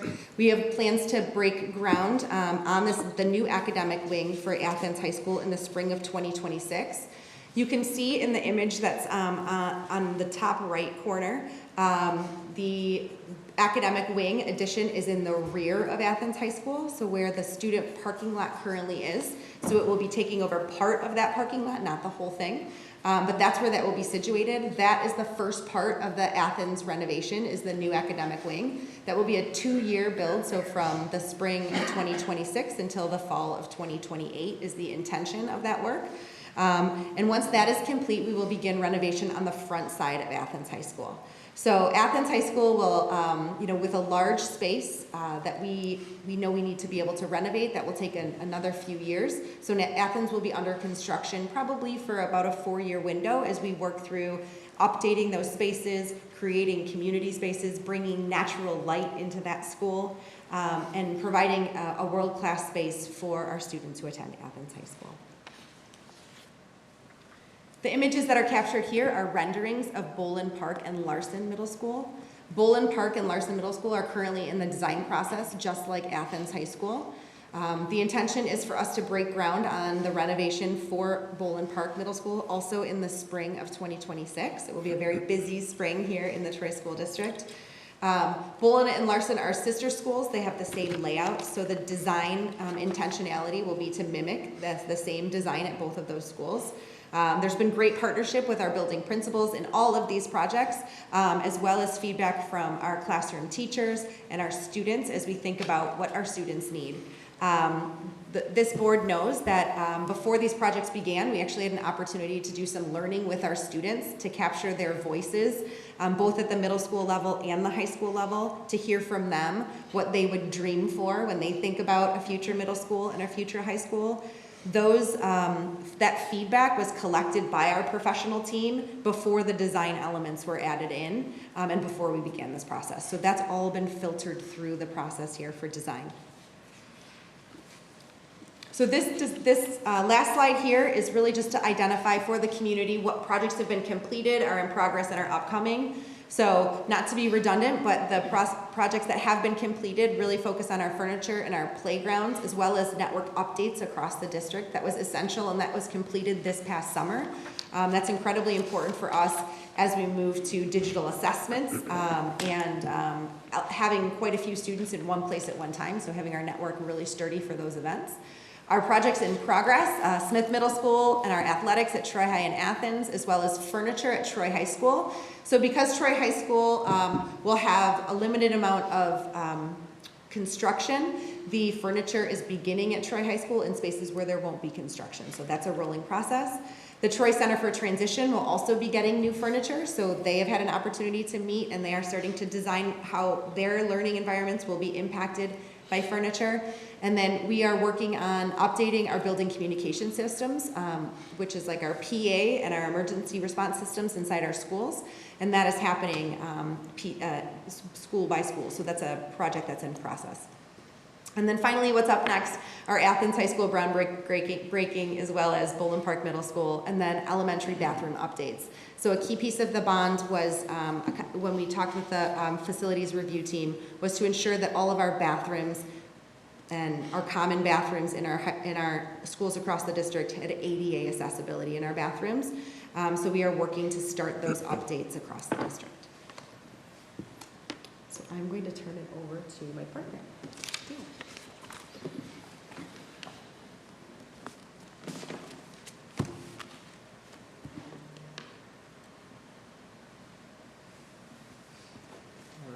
Thank you, Christine. So as part of this whole process of presenting that progress update and then also this financial update, we're currently working on developing a bond update webpage that's going to be dedicated with all of this information. So the progress update, we'll make sure that those are posted to this webpage, and then this financial update is something that we want to get updated pretty frequently on there. So currently we do meet as a team, like Christine said, every week in some fashion or another, and then there's meetings sprinkled throughout that process as well. One of those meetings being a monthly budget meeting that I attend with a couple of partners from Barton Mallow to just review the budget from a high level, and then take those budgetary updates or concerns or whatever it may be, we bring that back to our biweekly cabinet meetings with the entire construction team. So this presentation was templated off of the Barton Mallow presentation that they put together, but in talking about creating a website, we wanted to make sure we had something that was fully ADA compliant in terms of the actual upload of the document to our website. So we took their information that they provide to us on a monthly basis, and we loaded it into this beautiful presentation that Kendra and her team put together. So just some of the basic content that we feel was the pertinent information to include in this. And again, as you guys get feedback from community members or you yourselves, if there's things that you want to see in this, we can certainly add that as needed. So we want it to kind of be a fluid presentation that's going to house all of this information. So just briefly going through this. So this is just series one. So the bond, $555 million, is split into 3 series. Right now we're in series one. You can typically estimate out every 3 years or so is when you're going to issue a new series of those money. So as projects are developed and funds start getting pushed into those projects and that dollar amount gets spent down, that's when you then are looking to issue a second series. So for us, spring of 26 is our targeted timeline for that next series of funding. As we go through this pie chart here, you can see about 28% of the funds remain that aren't committed yet, either in design or through contracts that have been awarded. So we will be starting that process here probably in December. So I would anticipate if things continue to trend at the rate that they are, we would have board action starting probably in January or February with an intended April-ish timeframe for that actual issuance. So this is just a breakdown here. We kind of took it with all the various projects going on. So you can see Smith Middle School is the largest project of this series thus far. A portion of the Athens renovation will likely come out of that amount remaining once those designs are finalized and then contracts are actually issued. And then you can see playgrounds. We have obviously our management costs to our partners that we work with. Property acquisition, there were a few pieces of property acquired as part of the Smith build and then over at Athens. We have some paving and roofing in this as well. Furniture, as Christine highlighted. And then high school athletic renovations was also a $28 million project combined between the two summers. And then technology. So we felt like this was just kind of a good representation of kind of the breakdown of that series one, $190 million. This here is a project budget summary. So the way that the budgeting works for these projects is when you go to the state, you have to submit an initial application with a budget in it, but that budget is generally very broad. You're not doing a lot of the design work just yet. You're still trying to figure out exact scope. So there's a lot of larger estimates in that. So what we do as a team is we go through the last 2 years, it's been developing this more detailed project budget. So we're starting to break out and fine tune these numbers to be more specific, and as design actually occurs, that's when we're starting to get the more detailed estimates coming in preparation of actually going out to the street for those bids. So you can see here in that projected budget column, we have about $384 million is what our total construction budget is at this point in time. It's an ever-changing number. As you may add more projects into this, you may pull some back, you may adjust things. That number is going to constantly be changing. But you can see there that committed budget column. So those are the projects that have been board approved at this point. So out of that $190 million, you're at about $100 million of projects that have been awarded. And then the remaining budget there, so those are those ongoing projects that we have out of that $384 million. That's kind of where we're at in terms of design work. So you can see the Athens High School renovation, about $125 or so million is kind of where we're thinking based on the scope of that project. And then we have Bolin and Larson in there as well at about $24 million each. So again, as we continue to evolve through the process and get those numbers more fine-tuned, this is going to constantly be updated. But the intent is to keep putting these out there on that website. That way there's kind of that historical reference, but then also you can see everything as it's happening in real time. The one thing I did want to note on this slide too is you'll see there at the bottom the unallocated amount. So this line item is really geared towards pushing any dollars that remain after a project is finished. So we're going to start tracking them in there. Right now it does show a larger negative number. We're working on how do we want to present this, but in essence we have $190 million of cash from this Series 1 that's been sitting in a high yield savings account. We're projected to earn about $27 million of interest on that money that's been sitting there. When you get to a certain point, districts do have to pay tax on that money if it exceeds a certain threshold. Other than that, we traditionally don't pay taxes because we're a part of the state government. So with that, we do have to pay some tax on that. So we're anticipating about $19 million of additional interest money that can be invested back into these bond projects. So right now, that's what that $19 million would cover, is that negative $15 million that you see there. So we're trying to keep track of all these things, but we want to make sure that we're sticking to the dollars that we have available to us. And then as Christine presented, we'll include the same slide in this presentation as well. We feel like that's a good visual for anyone that wants to see when those drawings are due or when we're going to go out to bid or when the projects are set to start or complete. That's all on here in a nice graphical manner. And obviously once it's on our website, you can zoom in a little more. You can kind of go through project by project as well. And then same thing, this one is just a brief highlight that Christine had in her presentation. We'll make sure to include that one as well in this formal presentation each month as we get new projects coming in or being completed. We'll make sure that we update this one as well. And then this chart kind of flows in from those other two where it kind of lays out everything in a nice, easy to read manner if you just want to see dates for a particular project and then the milestones as you progress through the entire life cycle of that project as well. So as I said, if there's things that you feel like aren't in there that you ultimately do want to see in there, that's certainly something that we can do. We welcome that feedback, and ultimately this is about kind of reporting out to the community.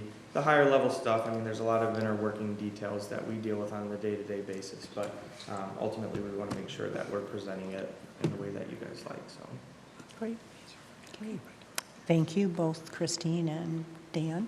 Questions or any further comments from the board? I know we had an opportunity to preview this at our workshop, but go ahead.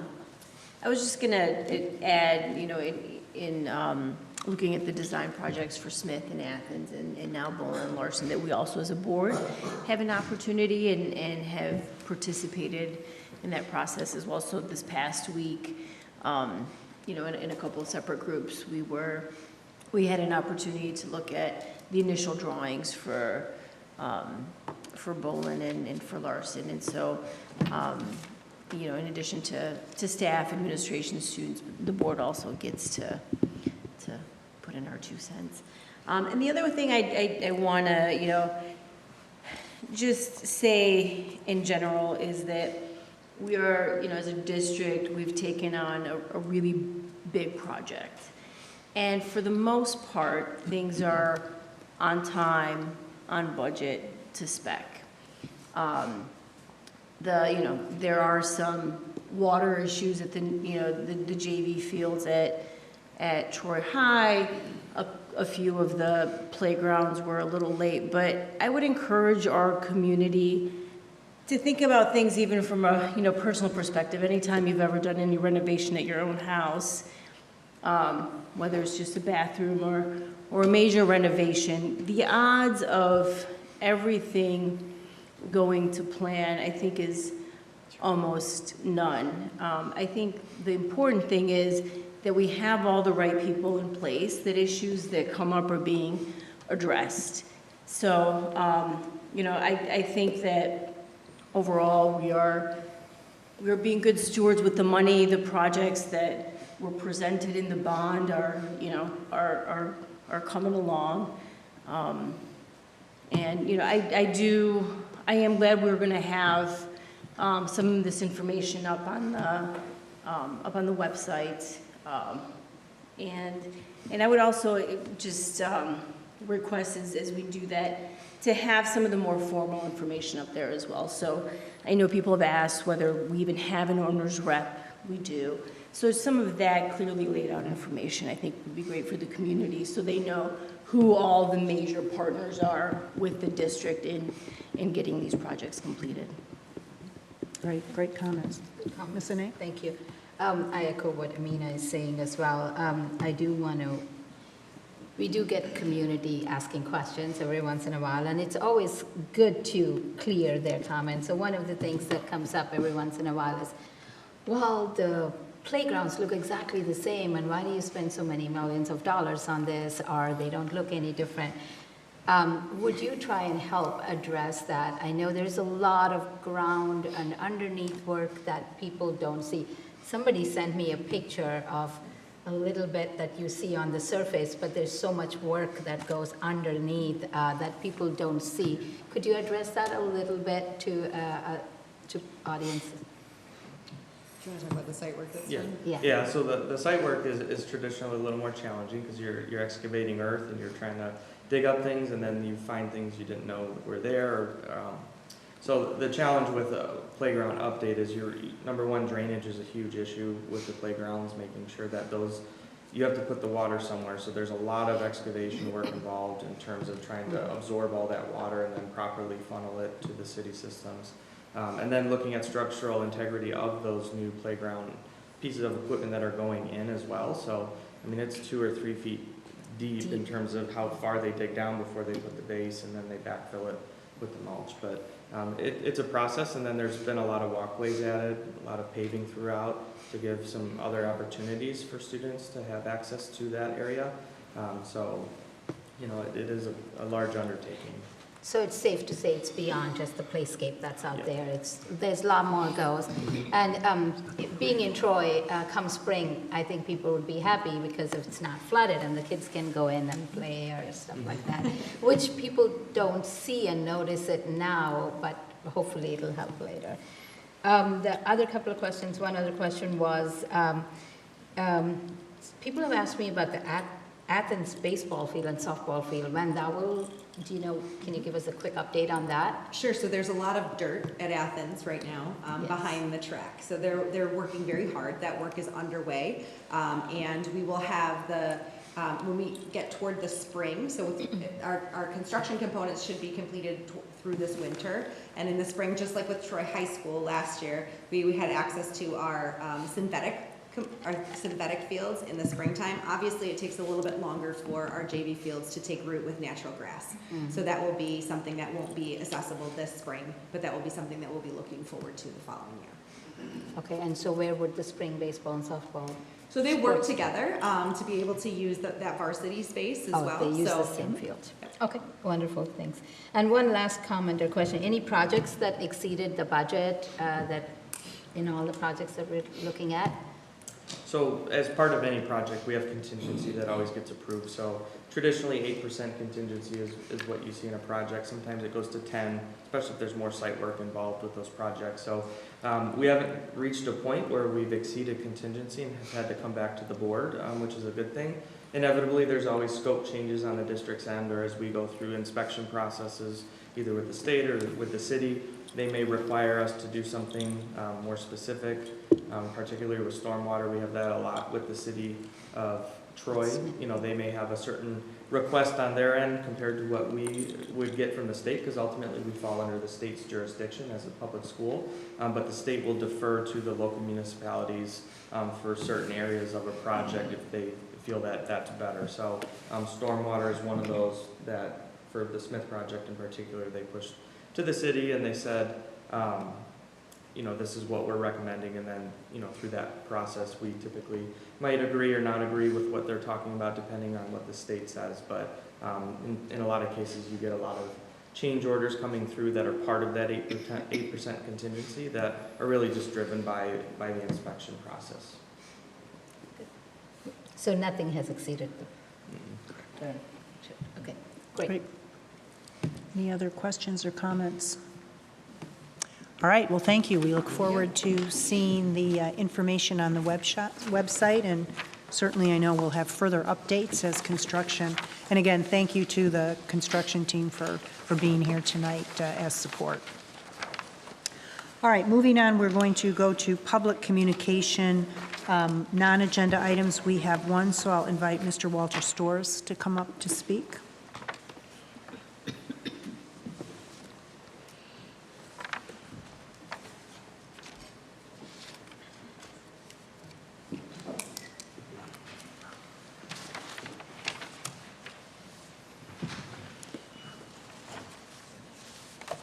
Hello, I'm Walt Storrs, 5676 Martell Drive.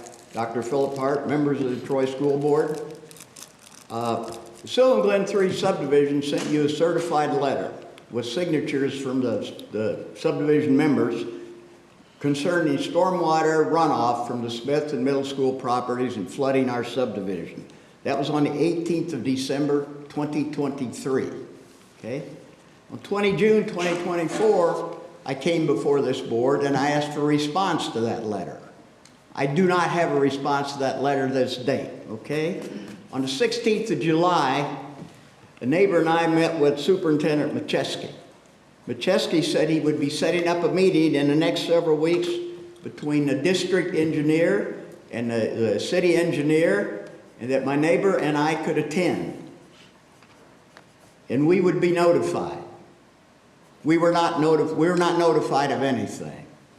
So Macheski lied. On the 12th of November, Judy Holmes re-promised the meeting. I will hear from Rob Carson. Nothing. Holmes lied. On the 18th of December, I got a call from Macheski. Promised a meeting in January 2024. Nothing. Macheski lied again. On the 14th of May, the president of the Silver Glen 3 Homeowners Association, myself and a neighbor met with Macheski and Trudell, and they reviewed the pictures that you were provided at a public meeting. Okay, Trudell came out and inspected that issue, that specific issue. On the 5th of June 2025, I asked Trudell to sit down with a contractor doing the work. I got a series of stonewalling exchanges. On the 11th of June, Trudell, detention pond excavation will be performed this summer. When date's confirmed and work begins, we'll provide an overview to me in the city. Nothing. Trudell lied. 17 June, I appeared before this board and I said we were looking for a synergistic thing between the city of Troy and the school district. Okay? On the 10th of July, the screening was taken down and the truth came out. Construction had been completed. The water was being dumped right into the problematic drain. So we came to you with a problem. We asked for your help. We got no response. We got stonewalling. We got lies from the staff. And now it's a done deal. Understand the issue now is not stormwater. It's stonewalling, your ineptness, and the lies of the city staff. Your treatment of Silver Glen 3 subdivision is disgraceful. You're a disgrace to the Troy community. Okay, thank you, sir. Okay. All right, we're going to move on to other. Our first item of consideration is to to select board representatives to our Michigan Association of School Boards Delegate Assembly. So delegates to the MASB Annual Leadership Conference must be certified by the Board of Education to act as its representatives, allowing them to make motions and vote on issues at the Delegate Assembly during the annual conference from October 23rd to 26th. The Delegate Assembly will be held on Thursday, October 23rd at 7 p.m. We've discussed this at the workshop, so we have 3 members willing to serve as delegates and 1 as an alternate. May I have a resolution, please? Ms. Elish?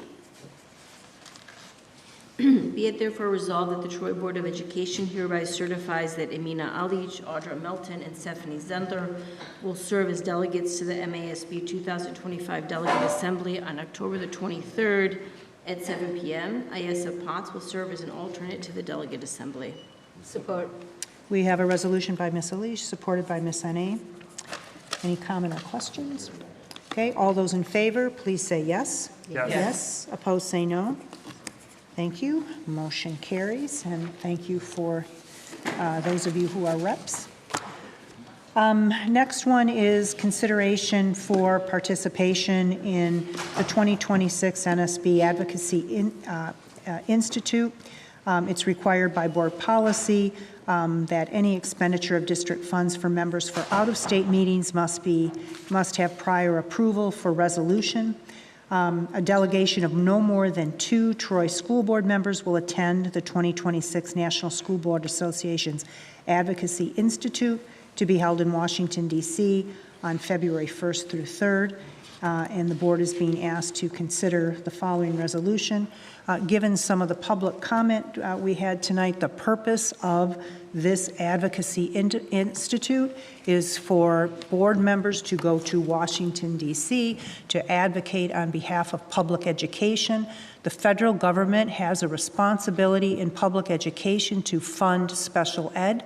They have continued over decades to make mandates of what's required in special education without dollars attached to it.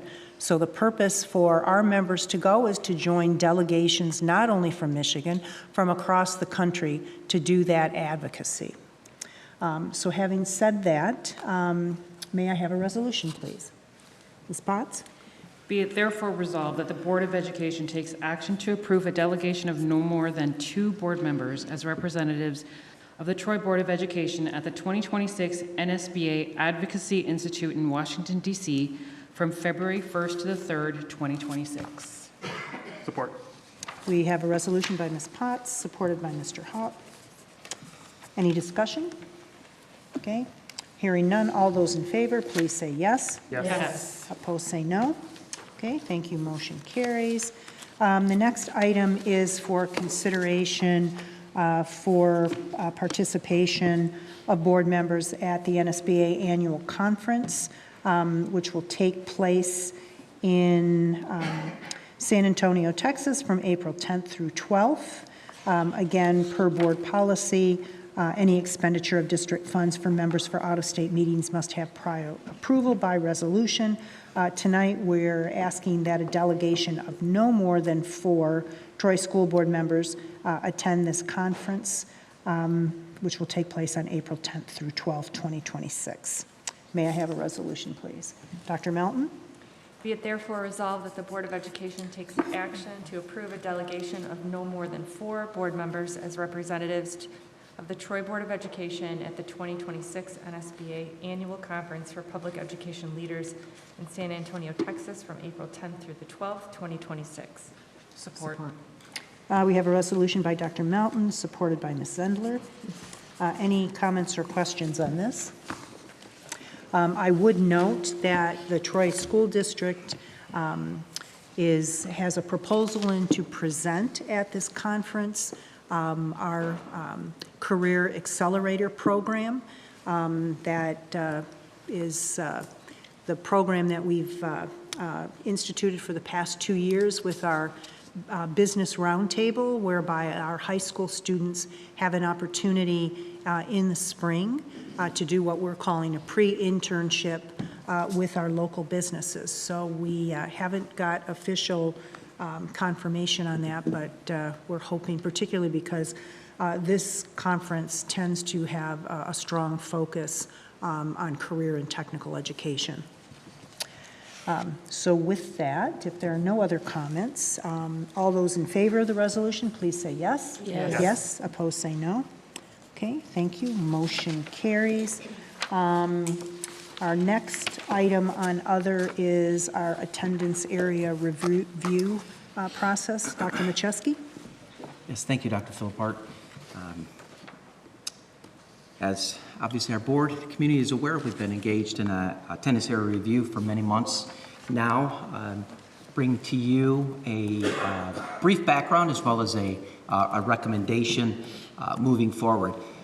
As we stated throughout the process, it's normal for school districts to engage in, and healthy to engage in a process similar to the Attendance Area Review Committee that met about typically every 5 to 10 years, but you can see from the list, we've been doing it actually on a more frequent basis.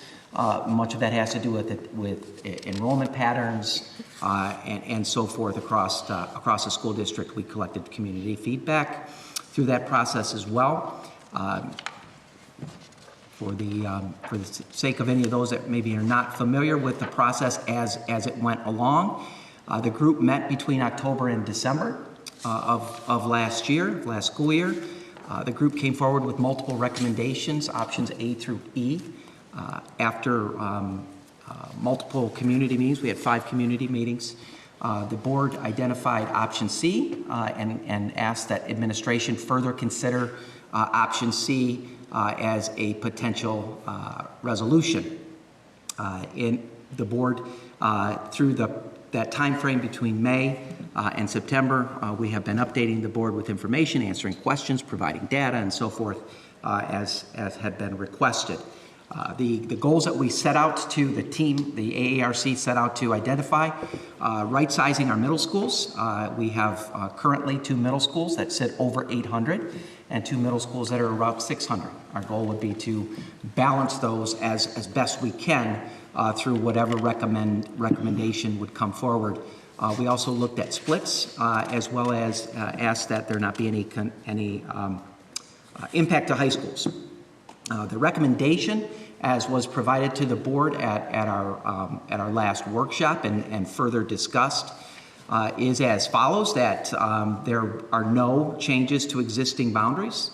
Our schools of choice families will primarily, and this process has already begun, will primarily be placed in elementary pathways that feed both Smith and Baker, where that is appropriate. We had about 65 students enrolled this year via schools of choice. You can see there in yellow. Beginning fall of 26, open enrollment to Larson will be closed, with the exception of families whose sibling already are or might be concurrently enrolled. It's approximately 20 students a year that apply for open enrollment to Larson. That would be, I'll add, that would be consistent with where we are with Boland.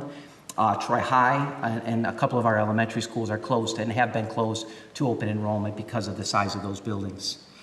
Our Somerset apartment students will follow their elementary cohort to middle school and then to Troy High. All of our Somerset students go to Troy High now. They would continue to go on to Troy High, but they would follow their elementary pathways. And so students that go to Bemis and Schroeder would go on to Boland. Those that go to Waddles, Martell, for instance, would go to Smith, and Leonard would go to Smith, and then students that are assigned to Baker or Waddles, Morris or Waddles would go to Baker, Leonard and Martell would go on to Smith. And that's approximately 190 students, and you'll see what that does to the projected enrollment on the next slide. We will continue to offer Smith, Baker, and Athens for open enrollment across the school district. They have been open to open enrollment, but we continue to offer that as an option to families. And then we've identified new Somerset families moving in with middle school students beginning this school year will be enrolled at either Smith Middle School or Baker Middle School. That would be any families enrolling after the start of the school year. Okay, and so based upon the information that we've been able to glean and the recommendations as were provided, you can see the current fall 25, this fall's enrollment. You can see, as mentioned, we have 2 schools well over 800 and 2 schools that are sitting right around that 600 mark. Our goal would be to balance those. The recommendations, we project fall enrollment in 2027. You can see what those numbers look like, so that gets us pretty close to our goal of keeping those buildings as balanced as possible. With that, pending board approval, we would start the process of preparing for those recommended changes, communicating those changes and so forth. And I think importantly and was stated at our workshop is we will continue to monitor middle school enrollment. We know our middle school enrollments have been fluctuating. We will keep a very close eye on those middle school enrollments, and if opportunities come to make adjustments into the future, we'll certainly move forward with recommendations around those adjustments. What about Troy Union? You mentioned all the other Excuse me, this is not, this is a meeting of the board in public. It's not no, it's not a question and answer. No, we're not doing questions and answers tonight. That's not a question. Okay, any comments or questions from the board on this recommendation, on this report? Because otherwise we'll move on to resolution. Okay? All right, so we are being asked to consider approval of the aforementioned ARC recommendation. May I have a resolution, please? Dr. Melton? Whereas the Board of Education is committed to ensuring equitable access to quality educational opportunities for all students, and whereas periodic review of school attendance areas is necessary to maintain balanced enrollment, maximize the effective use of district facilities, and support the academic, social, and emotional needs of students. And whereas district administration has conducted a comprehensive analysis of enrollment data, projected student population trends, and facility capacities, and has engaged stakeholders through public meetings, surveys, and other outreach efforts. And whereas based on this analysis and stakeholder input, the administration has recommended adjustments to better align enrollment. And whereas the Board of Education has carefully considered the recommendation, public feedback, and the potential impact on students, families, and staff, now therefore be it resolved that the Board of Education hereby approves the recommended modifications as provided, effective beginning in the 26-27 school year, and be it further resolved that the superintendent and administrative team are directed to implement the changes as presented and provide appropriate support to ensure a smooth implementation. Support. We have a recommendation by Dr. Melton, supported by Mr. Haupt. Okay. To the comment from the audience, you're welcome after the meeting to have that discussion, but again, this is not an appropriate opportunity to have discussion with the community. You're talking about being equitable to a historically Title I area. Excuse me, So please, please bring your comments after the meeting. Not DEI. Okay. Any comments from the board? Okay. All those in favor of the recommendation, please say yes. Yes. Yes. Opposed, say no. Okay, thank you. Motion carries. All right, our next piece of other, our students have been waiting very patiently tonight for their reports.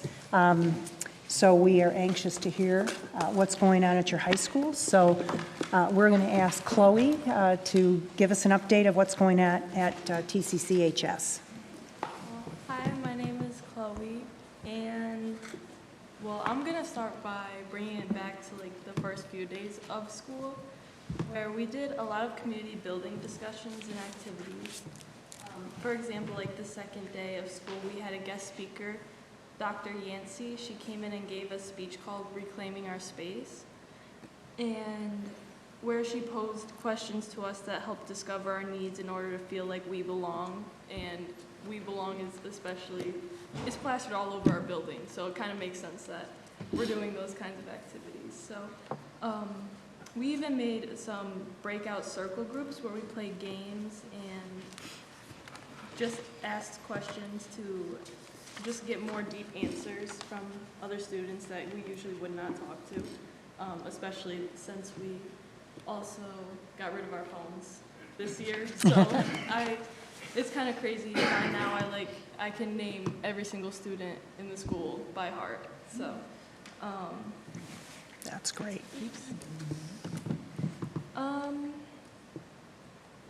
But these activities flowed into the next day.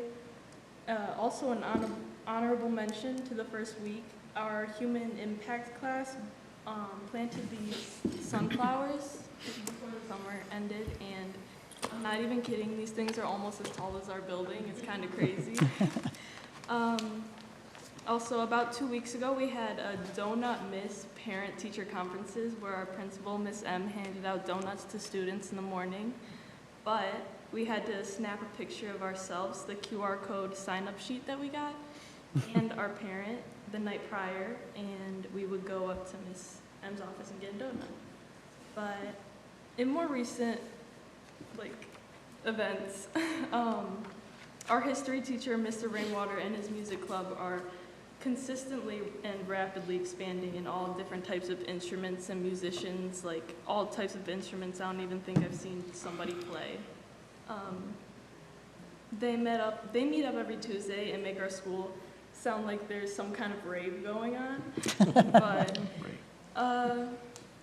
lastly, and what I'm most excited for, is Senior Sunrise, which is coming up and is usually coordinated by our algebra and chemistry teacher, Miss G, and her student council members. So I guess my report is basically just that there's always something going on at TCC, and we're always really excited to go to Great. school every single day. Thank you, Chloe.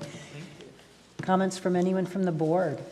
I think we're all smiling about your cell phone comments. No, it really is super cool that I easily think within the first week or just the first 2 days, I could guess everybody's favorite name and color and their favorite subject by heart. Great. Vital, go ahead. Is that the general impression from all the students, that they are happy to not have cell phones? Okay. I mean, I wouldn't say so, but I think deep down they all love it because, I mean, everybody talks to each other. It's really cool. I don't know. The whole building has a different vibe. So it's That warms our heart. We are so happy to hear that. Okay, great. Well, it sounds like TCCHS is off to a great start. Ann, you want to tell us what's going on at IA East?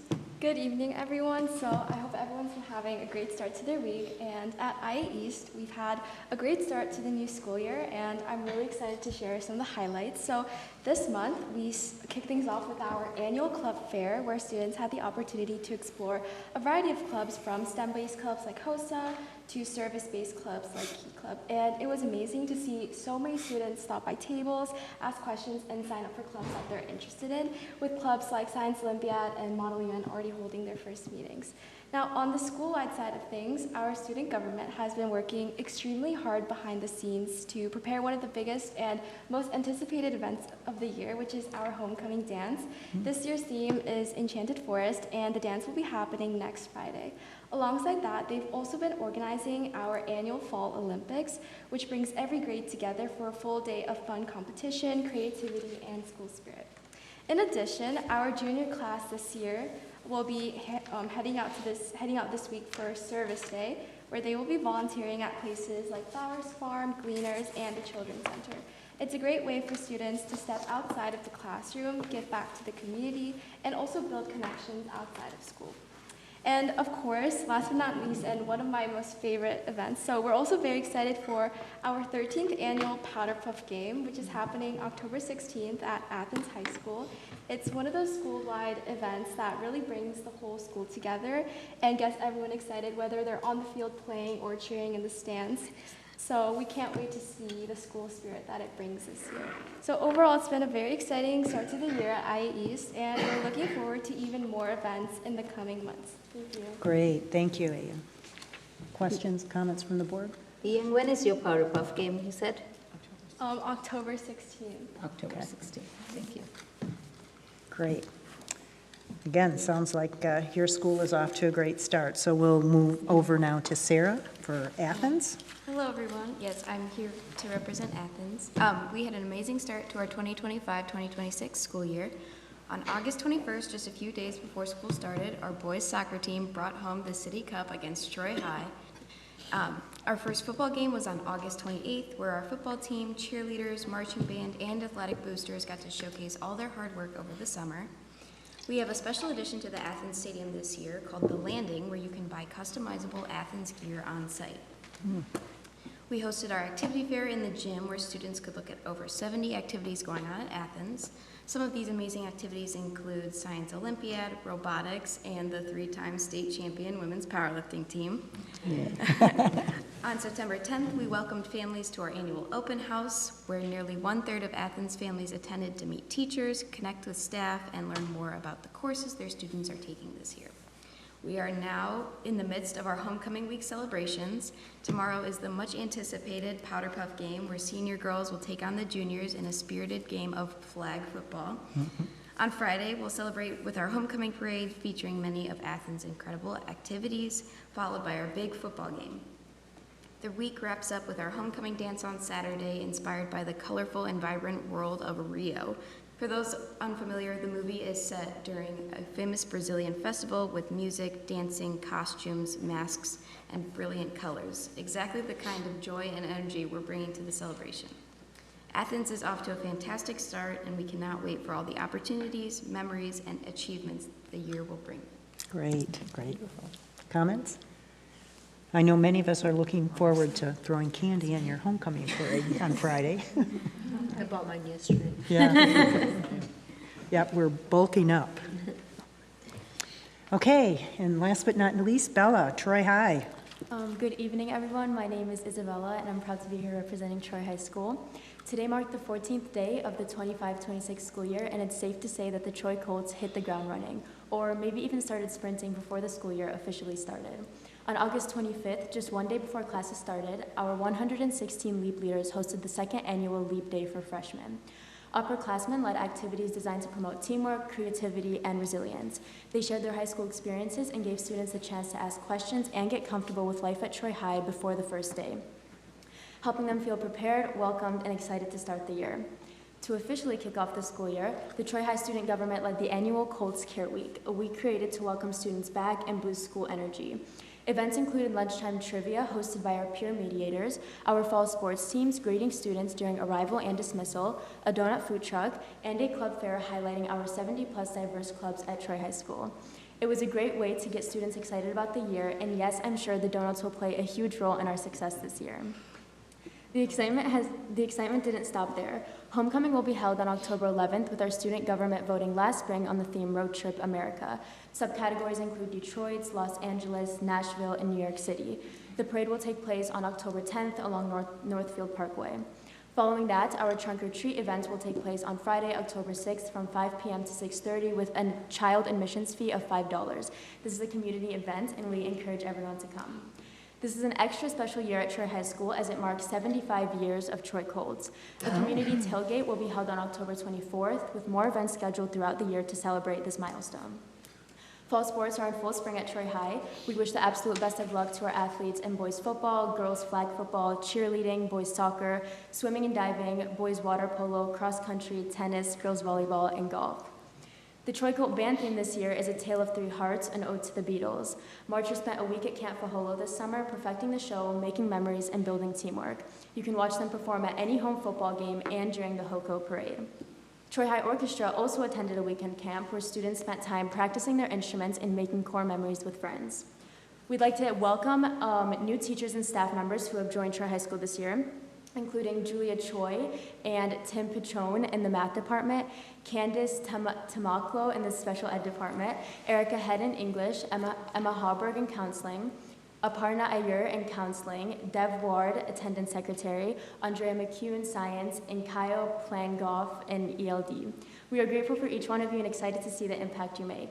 Last Friday, we also celebrated 41 National Merit winners with a special event complete with donuts. I told you, donuts really do motivate success at Troy.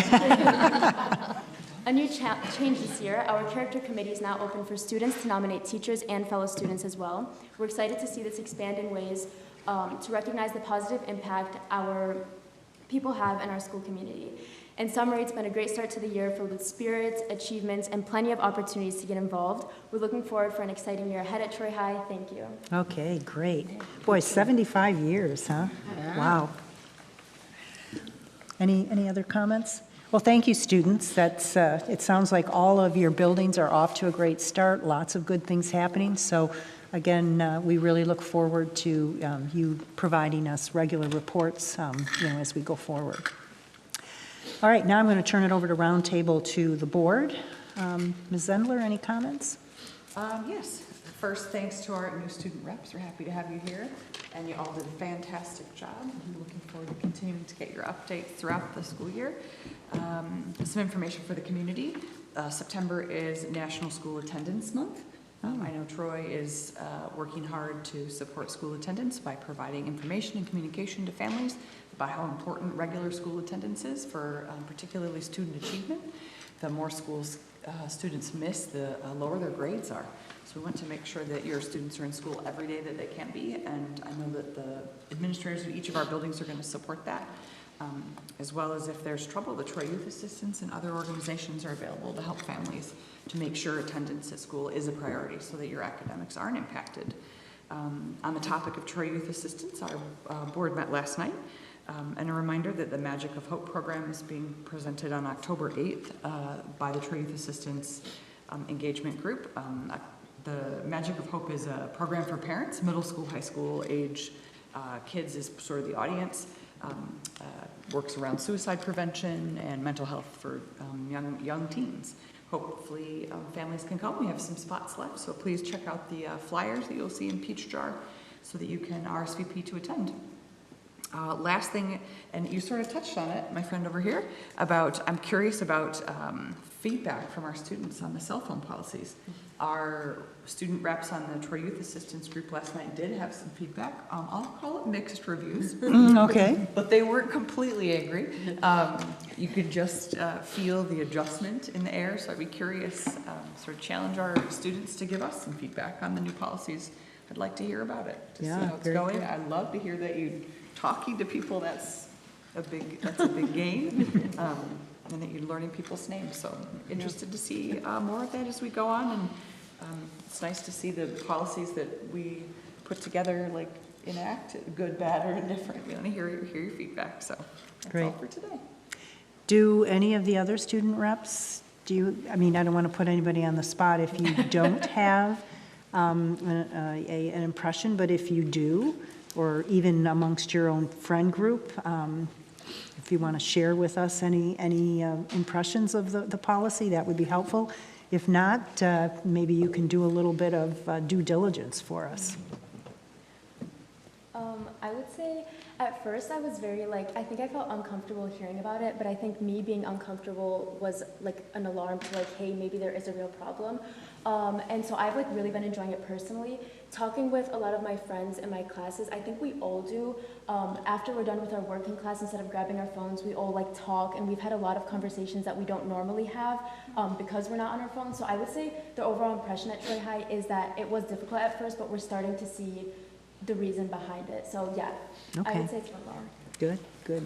Yeah, definitely an adjustment, especially after you're done with your work. But I've really enjoyed it because there's less of a pressure to be on your phone.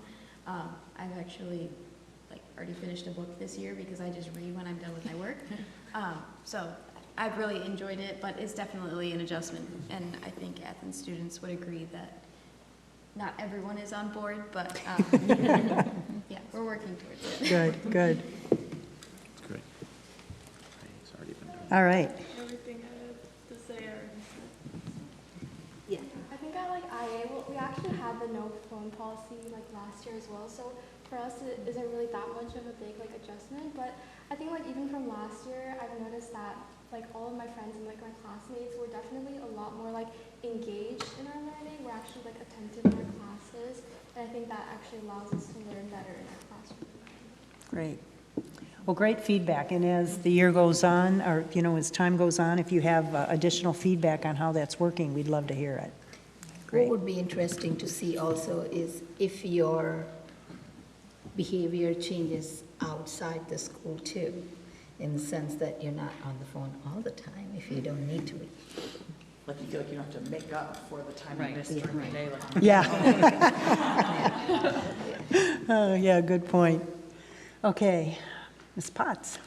Not a whole lot. I know we talked about suicide awareness, but it's also, September is always Childhood Cancer Awareness Month. Every day in the U.S. there's equivalent of a classroom of kids, 25 to 28 kids are diagnosed with cancer every single day in the US, and 1 out of 4 will not survive. So my son was one of them who did not make it. And I just want to raise awareness that, you know, as we look at our healthy kids, be very, very thankful. Hug your kids really tight. The year's off to a great start. We're still working out the kinks with how busy our kids are. It was fun to see see the big list of names of new teachers. Welcome, welcome, welcome. I think you're going to love it here in the school district. I think it's a great district. I think we do great work. On that note, I do want to just say it was really difficult to make the decision for this AARC recommendation. I want to say that publicly. I, myself, lost sleep over it.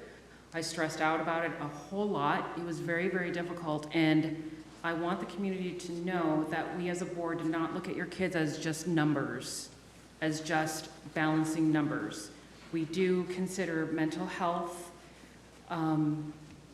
We know that that's important. It's very important. And I think it's important also to say that we have put certain things in place to help our students make the adjustment, you know, from web to LEAP. And I really encourage our community to embrace that and encourage your kids.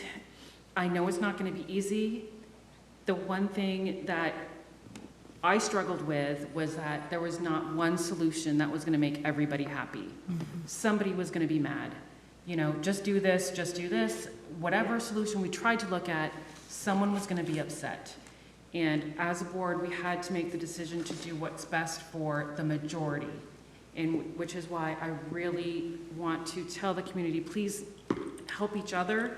I think everyone here, I know I grew up in a very different time where there were no phones. The way we figured out if our friends were home is if somebody had bikes in front of their house. And so kids nowadays, they can contact each other very quickly. I know my kids they know their friends' locations.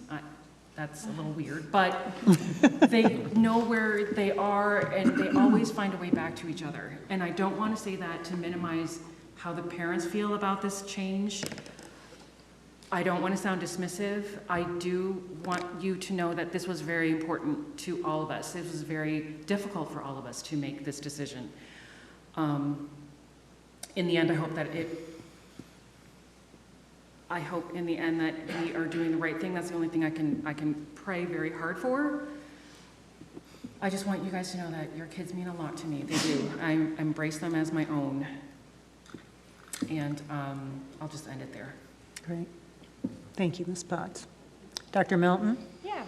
I wanted to thank Mr. Trudell and Ms. DiPilato for putting together that bond presentation that we saw tonight. When you look at the scope of that together as that presentation, it really is impressive. Just the vast amount of work done by so many people that's already taken place. The fact that these projects are, with a very few exceptions, on time, on budget, that our finance department, as difficult as it is to kind of predict for these projects when you put out a bond, impressive that they've done such a good job in their estimations. I'm excited that that's going to be available for the public to view at some point. It gives us as board members an opportunity to say, you know what, I'm not sure, but here's a resource for you. So I think that's exciting that our community will get to have access to that. And then also along the lines, the development of a more academic attendance data dashboard that's coming this fall. I'm excited to work with our teaching and learning department on the development of that. And I did want to point out to board members, if you haven't noticed or looked, there is an online CBA course on specifically data dashboards. So, and it is reimbursable through MDE for the district. So that might be something that you might want to look at so that you feel a little bit more kind of prepared as we kind of go through the process of just kind of figuring out, what do we want on this and what would be helpful for us and what's helpful for the community. So thanks again to our our central office staff for all their work, and I'm looking forward to seeing it on the web at some point. Great, thank you. Mr. Hopp? Yeah, so this year I was able to go to 2 different curriculum nights, one at the elementary level, one at the middle school level, and I just want to say that each year I'm blown away by the preparation that the teachers put in for the entire school year. Obviously a lot of thought has been put into it, but being able to see it in presentation form and usually only a few minutes because it's very quick. But I also wanted to say that I appreciated the web students being at Larson as well. They were showing me around to the different classrooms because I got lost a few times.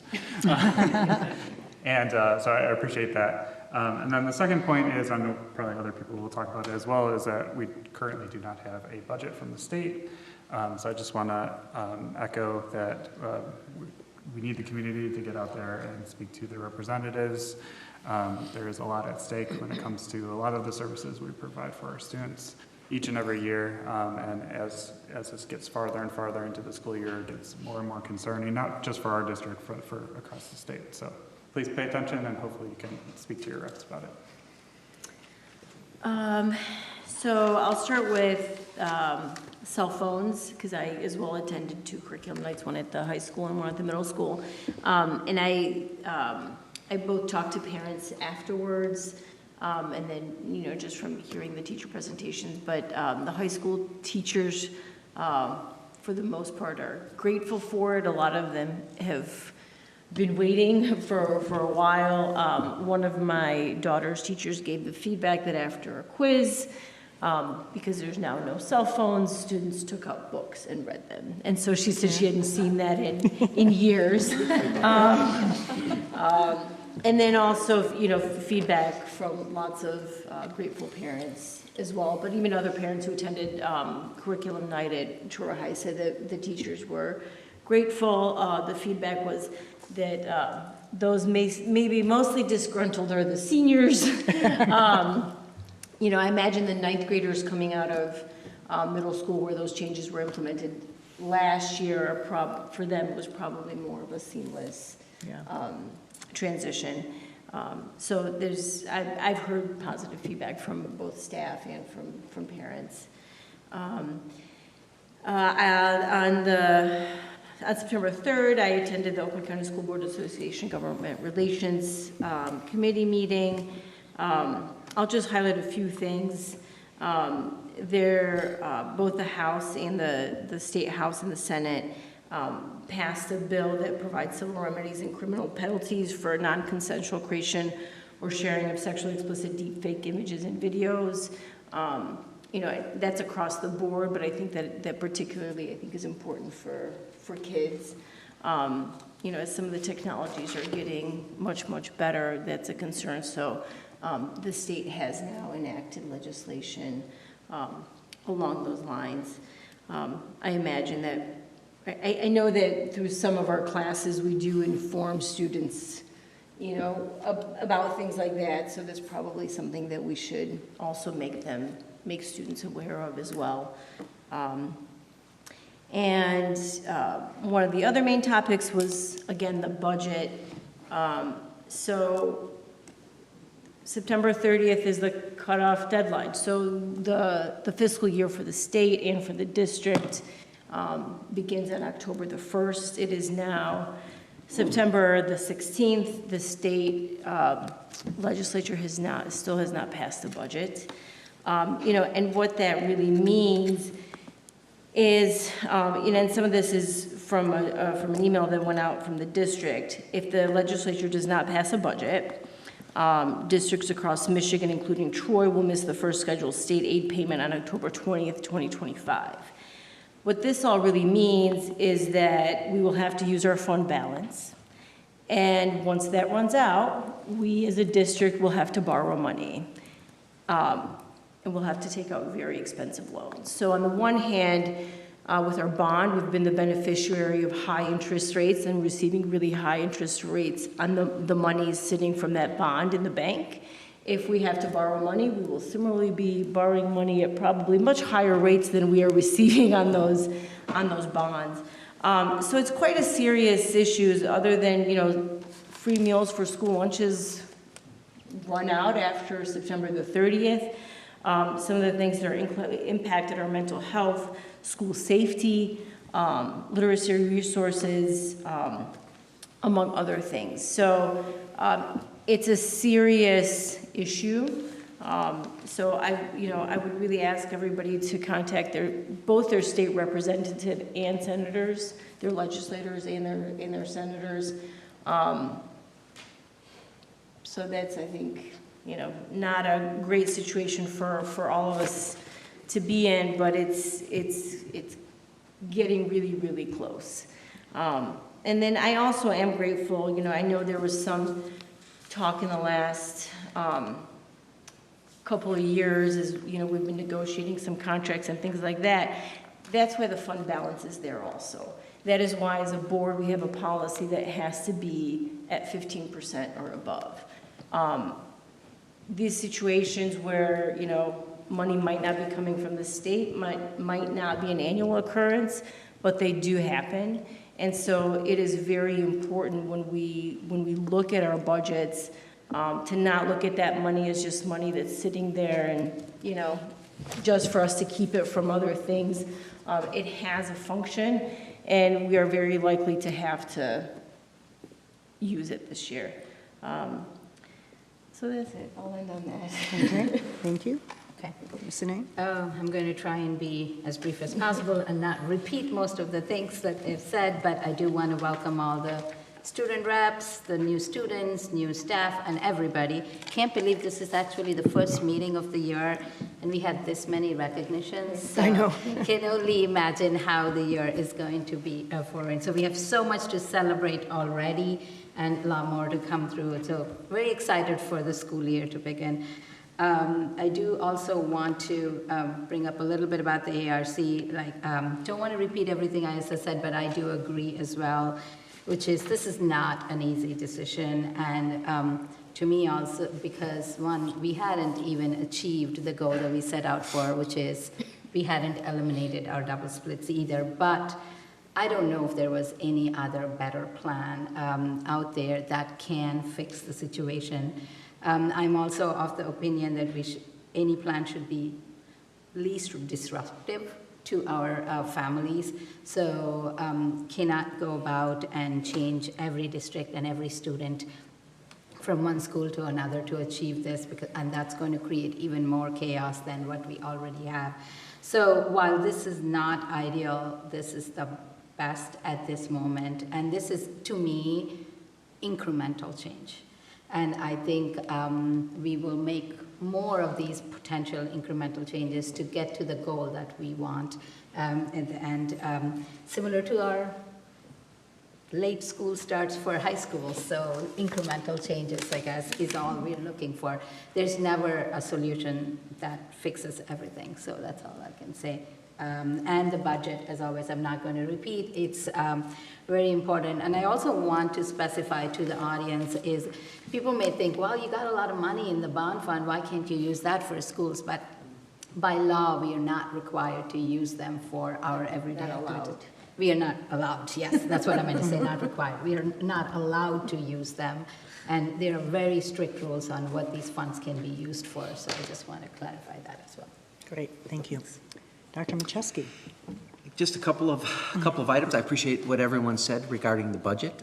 We will be watching very closely. I'll be at our state association conference over the course of the next couple of days. I hope to get some additional information, maybe some more up-to-date information with respect to where we are with the budget.